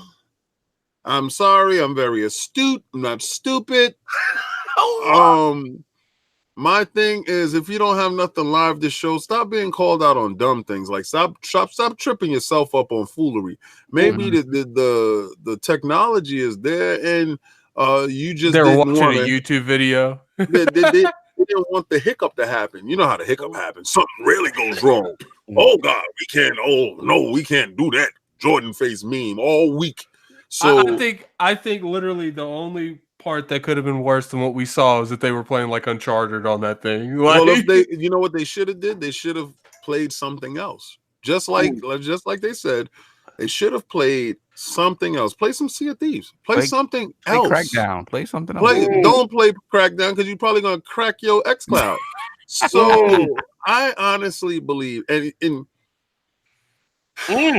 King, this is painting. I thought that they learned their lesson with the bad showings, the poor acting, the stupidity with the narrative. If you're gonna do a Nintendo, you're gonna control the narrative. Why don't you really control the narrative? See, where Sony have behind certain things, this is where Microsoft have behind their stuff. When it comes to presenting things, they have always tripped themselves up. You are your worst enemy. Get rid of these dudes in your PR team. Get rid of them. Fire them all. Take them out and release them into the wild. Don't bring them back. Listen, when they go to swipe in their card, make sure it's deactivated. When they go to put in their password, make sure it doesn't work. Don't let them show up to work any longer. Send them their check and send them home. Get in real people that's going to give you real advice and be real with you so you can honestly do this for real, because this, you had a platform that you was going to show this xCloud. You messed up your damn delivery. It was garbage. Let me jump in, right? Because this is... Whew, all right. All right. Remember when you play the Telltale game, Static, and you make a bad choice in the game and the dialogue box, it'd be like, such and such will remember that. Remember when you play a Telltale game? LordCognito will remember this. All right. First off, for the record, I believe in the tech. I believe in the Project X Cloud. But in my opinion, I do my Batiatis voice. So once again, the Microsoft presentation gods have failed me. They have failed me. Now, here's the deal. I did some digging. Shout out to Delilah HD. She's going crazy right now. But I did some digging behind the scenes. And hearing from my sources, it was real. You know what I'm saying? Now, here, shout out to lady Julia Hardy. She's co-hosting the Inside Xbox event. And shout out to the Women's Month team. Salute. But low-key, the Inside Xbox guys, the women were doing a better hosting. But that's another story. But anyway, just say it. Whether it's her using that feathering Forza control style, because I heard that's a thing. You know what I'm saying? I'm not going to disrespect anybody's skill level at the game, or just the stress of playing the game live while interviewing. At the end of the day, even though I got confirmation that it was real, right? I still blame Microsoft here.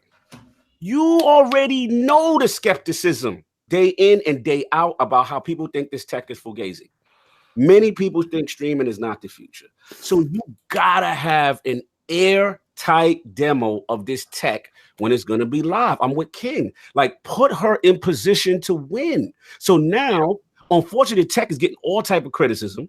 This could have easily been avoided. People screaming fake, pre-canned, you know what I'm saying? And I can't get mad at that based on how it appeared, right? I'm not gonna let it go. Like, this is a big deal. Like, this is a huge part of the future. I'm gonna get you at it. Like, this is a huge part of the future of Xbox. They're banking on this to sell the masses, like presentation guides. Like, I've been on y'all now. Like, it's not even it's no comparison to Sony. Like, the last two E3s, I get it, y'all got better. But when it comes to this Inside Xbox, fam, I need better. I'm sorry. I need better, because from my understanding, the tech works. From my understanding, it is real. You know what I'm saying? But that showing, that doesn't help y'all at any event.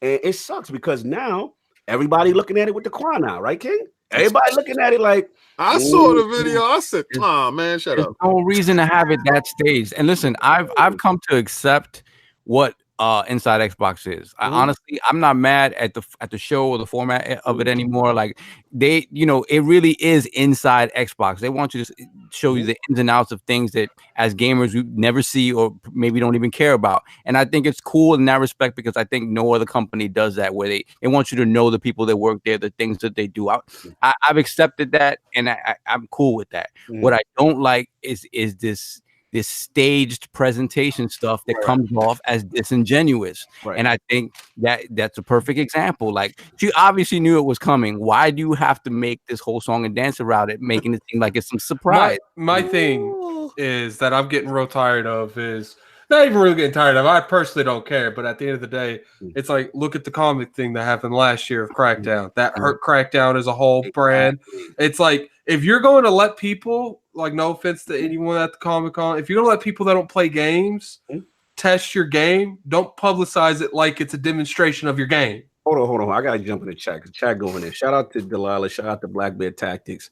L Buggy. I'm not nitpicking. Like, if listen, at the end of the day, you can't say that it looked real. That's all I'm trying to say. Even though I've got confirmation. So ain't nobody over here echo chambering anything, Black Bear Tactics. The whole thing is, again, the tech, from my understanding, is real. But if I'm going to look at it solely on what was displayed, I can see the argument why everyone's going to say, yo, that looked fugazi, that looked fake. Like, that's all I'm trying to say. So they got to put her in a controlled environment or something like where they're allowed to do it, not rushed, where she's talking and doing all of whatever it is. They got to showcase that better. That is your tech that you are trying to sell to the masses. You cannot have it. You know what I'm saying? You have probably 50,000 people watching that live. So now you have 50,000 people that potentially told their friends that that's fake. And then you have their friends telling their friends that's fake. That's what and before you know, you have another 2013 on your hands that no one believes in this product.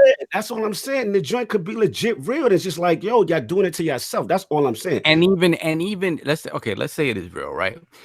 Even if it is real, right? It's still not the best showing simply because you're putting it in the most ideal of situations. You're controlling the internet. You're controlling everything. Everything is perfectly controlled by you. It's still not the best showing. You really want to show this off to people? Have the alpha, the alpha or the beta or whatever. Have people have it in their hands and touch it for themselves, and have that conversation inform people's opinion of it. This is still something that you can't, if you cannot show in a controlled setting. Facts. You know what I would have did? Believe it. What I would have did was, instead of giving her the controller, just have a few people in the crowd. Walk out randomly, give the controller to somebody. But they can't do that just in case it do go left, though. Yeah, this is it, and there you go again. That's the thing. That's the crux. That's what I'm talking about. So if it's not ready to do that, then don't do this. Right. That's the question. Like, if that was the case, then they shouldn't have shown it at all. Like, to be honest, were we really expecting Project X Cloud to be shown now? Like, I'm happy that they attempted it, but if you're going to attempt it, you have to do it right. Was that a preempted strike at Google for next week? That's again. I want to shout out the Xbox too, because again, Jez Gordon and Rand, man, they've been on it, and they literally said the same thing. Because the question is, why now, right? All talked in the last topic. We know who's coming on Tuesday. We know who's doing Project Stream on Tuesday. It's just a matter of whether or not they're going to add a console to it, right? So that's why I was like, why did they feel the need to do this now? And again, I'm not trying to put Julia Harden out there. You know what I'm saying? It's just, again, you've got to put this tech in position to win. This thing got to be flawless. It got to pause the game, show true functionality. Like, don't just hand her a joint in the middle while she's talking and doing all this stuff. You got to do this right, man. I said, I would have crashed into a wall. I would have did a burnout. You would have just saw my controller doing what it do. Do that. Yeah. I mean, that's all I got on it. Like I said, I still personally believe in the tech. I still think Project X Cloud. Now, I'm sorry. One thing they should have focused on also is the fact that to this point, Google has not talked about any sort of wireless functionality with their service. It's only been hardwired. They did not stress the point that, hey, we're running this on 4G right now. This isn't 5G yet, right? That would have gone a long way to also be like, okay, you know what? They're getting this to actually work somewhat on current tech. which is something that Google has not even attempted. They haven't even talked about anything because all of their wireless stuff in regards to Project Stream is completely reliant on 5G. Yes. And they haven't talked at all about that. It's only been wired Ethernet connections. You know what I'd have been happy with, Soft? If they'd have just been like, look, don't show it, right? But be like, yo, the public beta trials start on this date. We're going to start, you know what I'm saying, giving these out and getting these in there. So then you give people like us or whoever, you know what I'm saying, that real hands on, and we out there rocking and rolling and doing, you know what I'm saying? And then people like, yo, such and such played it, Cog played it, or Saw played it. Like, then it becomes a thing, right? Because these are from give it the Apex thing. Yeah, you know what I'm saying? Make some Project Cloud game change. Do something, but do not do that. Again, I'm not blaming the tech. I'm blaming the presentation. The presentation was not a go. And this has been the Achilles heel, like King said, for this whole generation. They've got to tighten up. That's all I'm saying. So when they're going to get it right? I know. And they're running out of time because, like I said, we know who's coming Tuesday and we know next gen. We can't have these snafus, man. We can't. It's too many times. And I give them credit. The last two E3s on. But inside Xbox, it's in the bushes for me. Well, you need to put those people that you got on the E3 team to that Project Xbox stuff inside Xbox. Get rid of those dudes. Change their passcodes, please. No. So anyway, we get into the last topic. This is real quick. This will be like a news wave. I know Addict's got to get out of here. So yeah, man. I'm gonna actually produce something different. So I'm just run up a couple of news topics, and we're gonna do Lord's Game of Thrones edition versus Epic round 2. You know what I'm saying? So first off, on the Steam side, you know what I'm saying, we got Halo Master Chief Collection, right? Wow. Who would have thought? You know, we know coming to PC, but we got to admit, like, the Steam announcement was huge. Like, no one saw this. So it's like, you know, to see them two kind of playing nice together for the first time, we want to see what happens with the future of that, right? Then we got more rumors now on the Epic side. We've heard that Borderlands 3, there's a possibility. We hear Gearbox kind of chirping a little bit. We did hear, which was actually another huge announcement as far as Epic in reference to the game store. Like, they've made a lot of changes. Remember, a lot of things that me and Attic were talking about where, you know, they're in the beginning stages. So it looks like they set out a roadmap. So in April and May, they're talking about cloud saves, all these functionality things that the Steam store actually has. And it's a huge like PowerPoint presentation. So we got that going on. So now I want to talk about the not so good, you know, and the not so good obviously is Epic. There's been accusations accused of them spying on your stream data. Somebody said it's spyware in the Epic store. So they can look and see what's going on. You know what I'm saying? And then the other thing that came out, Attic should know. Now, Attic, remember the creator of the original XCOM? He came out with this game called Phoenix Point. Yeah. That game. All right. So it looks like Phoenix Point. So it looks like at the last minute, kind of like a Ashen and kind of like a Metro. This is now an Epic Store exclusive. You know what I'm saying? So yet another one, Epic Store's coming in, snatching up. And, you know, prior to that, the community thought it was, you know, coming to to Steam. Now they, you know, the developer had to come out and make a statement and try to explain what's going on because there was backlash. So I want to bring this to the Lords. You know what I'm saying? It's a lot of moving and shaking going on between Epic and Steam right now.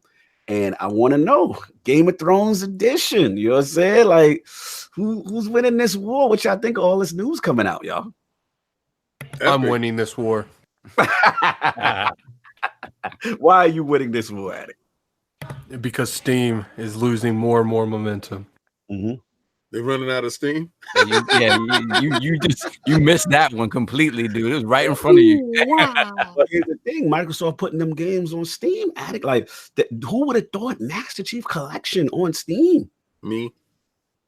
I told you he was going. Listen, Phil has been showing you. Little by little, if you check out them breadcrumbs, he had that Steam shirt on. Mm-hmm. So he's been leading you down the hallway just to let you know the door is that way. And when you open the door, it's a whole new world. So all that stuff that you see right now, Steam is more apt to get down or lay down right now because you got big boy breathing on their neck. Right now, so they're giving low prices. Like, who is this new dude in this block giving low prices on the same stuff I'm selling? What's going on? on to something. Now, let me ask you this, King. Do you think Game of Thrones right now? Remember, Microsoft and Steam never really played that nice. We know the games have been like the Killer Instinct and one of the games, but they never had the Xbox Live functionality like Master Chief is about to have on Steam. And this is Microsoft now saying, hey, we'll give you that cut.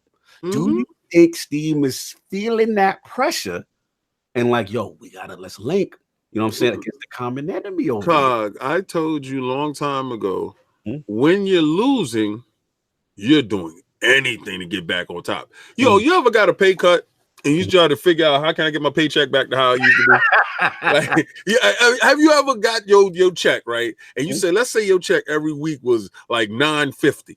Then you got a pay cut and you was at $750.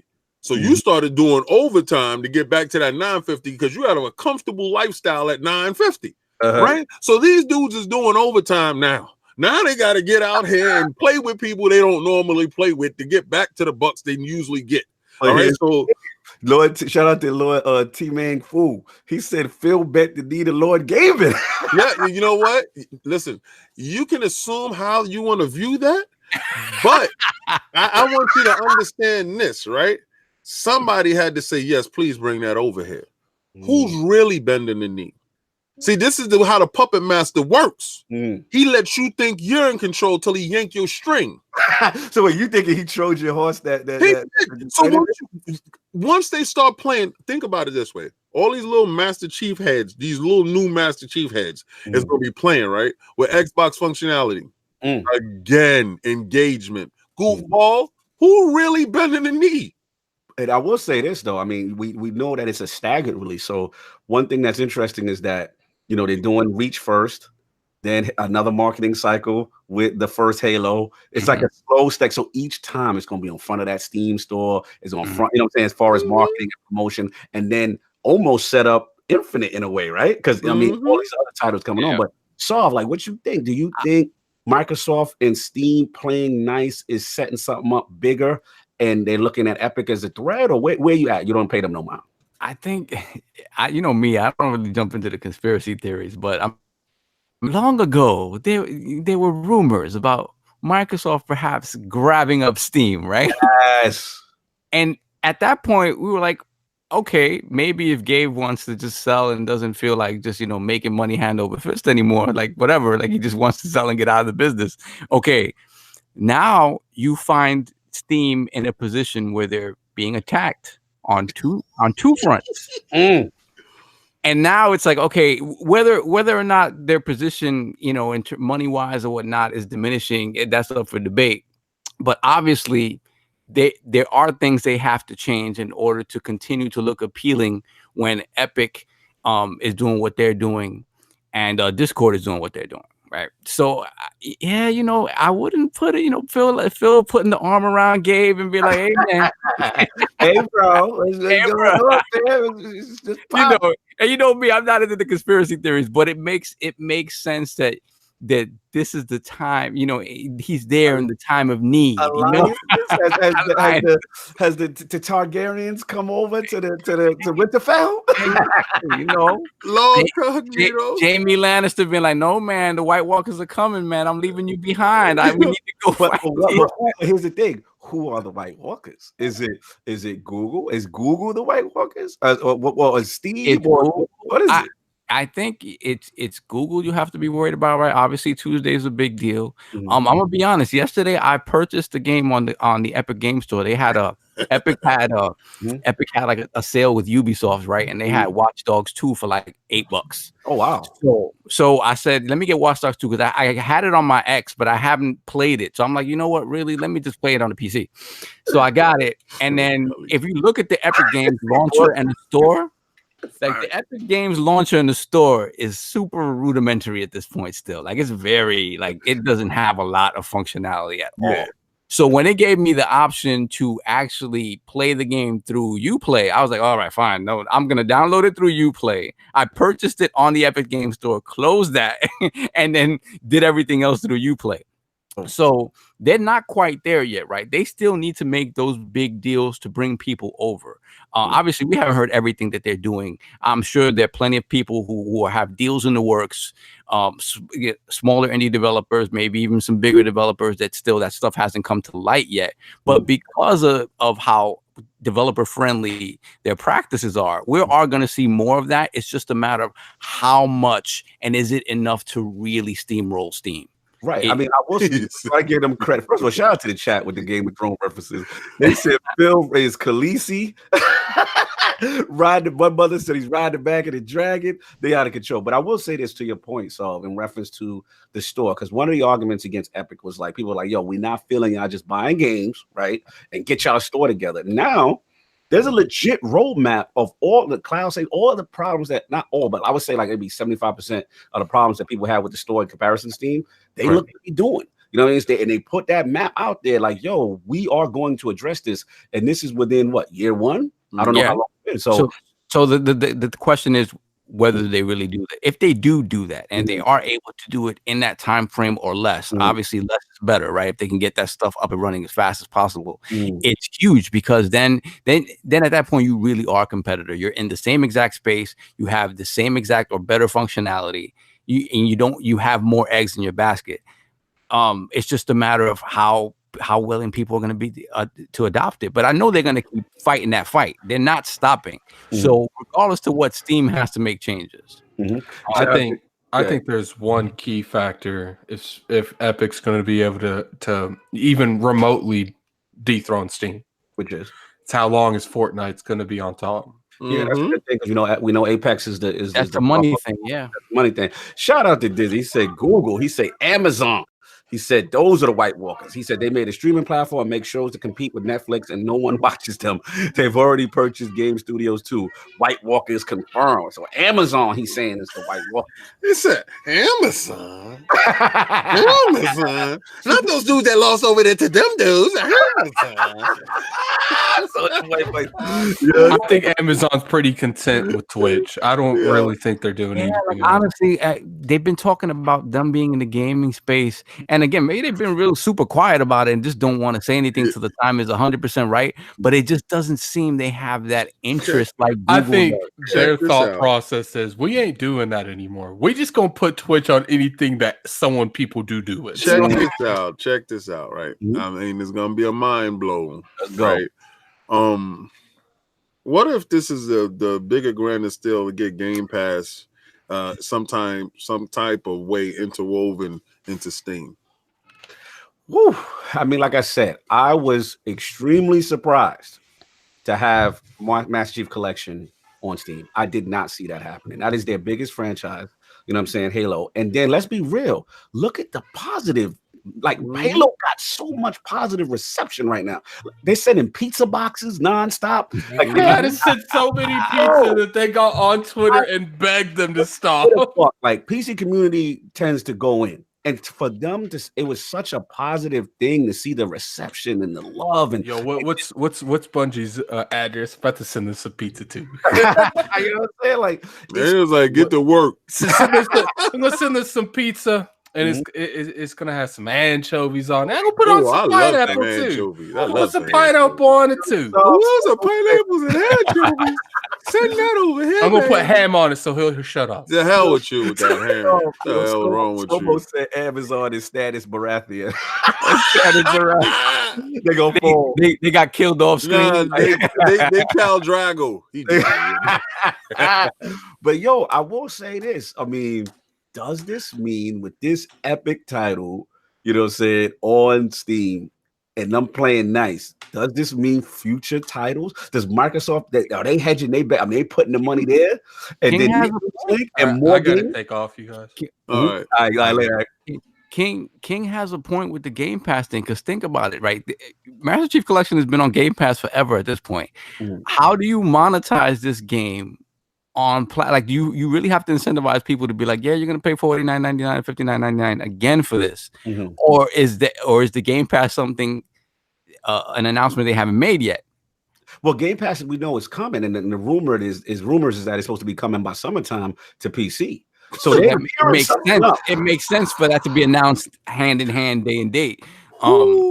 Because again, like you can't. It's hard to justify monetizing this game again, being that it's essentially free on a service already. So yeah, right. I mean, yeah, that to me that's actually coming. That King makes a great point there. Like all I hear is the Soulja Boy music. All I hear is Soulja Boy music. Soulja Boy, I mean you. Soulja Boy. It's interesting. I will say this: Cats and Dogs. His little finger. Yo, I ain't going in with the Game of Thrones references. It is interesting. Cats and Dogs sleeping together, man. Things I'm definitely surprised on some of this news that's coming out. We got to see how this plays out when you lose. You know what I'm saying? We got to see what happens. We got to see what Epic does. They're pulling out all the stops, talking about the how the Epic launcher is stealing information from Steam and poking around your computer. They want you afraid. That's how, when they was talking about the Connect watching you and all that other stuff, they made people afraid of their Connect. Get that out of here. It can see us through the walls. Yeah, man. Listen, we'll see. This is that very interesting, man. Game of Thrones, man. Next gen Game of Thrones. That's what's going on. People are siding and making alliances you don't never think happening. It's crazy right now. So that's all I got. Pretty much, we're gonna wrap up. Lord Attic had to leave, but I want to say before he leaves, actually, we'll get the poll in and then we'll talk about what he's gonna do. But yeah, man. So that's it. New ILP poll this week with all the latest rumors regarding Google's potential upcoming console announcement at GDC. How serious do you take Google as a threat in the next generation console wars? The choices are A, not sold. Project Stream and Google will not win without games.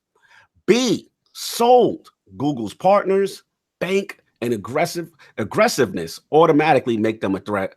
Or C, I don't care until OK Google and Google Plus get out of the bushes. Those are the choices. Please rock the ILP vote when it goes up. Lord Attic had to leave, but we are going to get his little situation going on. And basically, he's going to be doing a stream right now. It's his Road to E3 stream. You know what I'm saying? We're going to hook him up with the stream team. He's going to be getting a bunch of streams and getting a lot of your favorite YouTubers and personalities to stream with him. So please support the brother. We're going to put that information out there. It's going to be coming up soon. You're going to see the tweets from the ILP account. Just get Lord Attic to E3. So we're going to salute that brother and get him going on. So shout out to Forte. His question about when console will die like the Red Wedding. They love the Game of Thrones right now. Lord Sav, where can people find you? What is going on? So yeah, you can find me on Twitter at Lord Sav ILP and on PSN at Xbox Live at BX Sovereign. Big shout out to our Sekiro winner. I will be getting that code out to you later on today or tomorrow. Once you tell me what platform you want it for. And guys, look out for ILP Lognet at PAX East 2019 in a couple of weeks. We are doing it big over there. So be sure to tune in to lordsofgaming.net. Everything will be funneled through lordsofgaming.net. We'll have footage, we'll have previews, we'll have interviews. Be there. Yes, sir. One more. Now, keep in mind, we got one more ILP before PAX, and that might be special time next week. So I'm going to get you guys the information on that when that comes out. And but after that, you know what I'm saying, there won't be a ILP the following week. So we'll keep you up to date with what's going on with everything because we will be there in the realm of Boston doing it up with the Lords of Gaming. Lord King, where can people find you? What you got going on, sir? You'll find me at lordsofgaming.net with that King of the Statues and with that combat talk with the King. Like, follow, and subscribe. Make sure that you tune in so you don't be tuned out. This week, as you can see, the setup is already set up. All right, so I'm about to go get busy. I got boxes already. Yo, I like the gray though. The gray, yeah. The curtain. You know what it is? Like it's velour. So I had to get the velour up there. That nice smooth. I didn't like the other look. I didn't like the other look, so I had to go with the velour.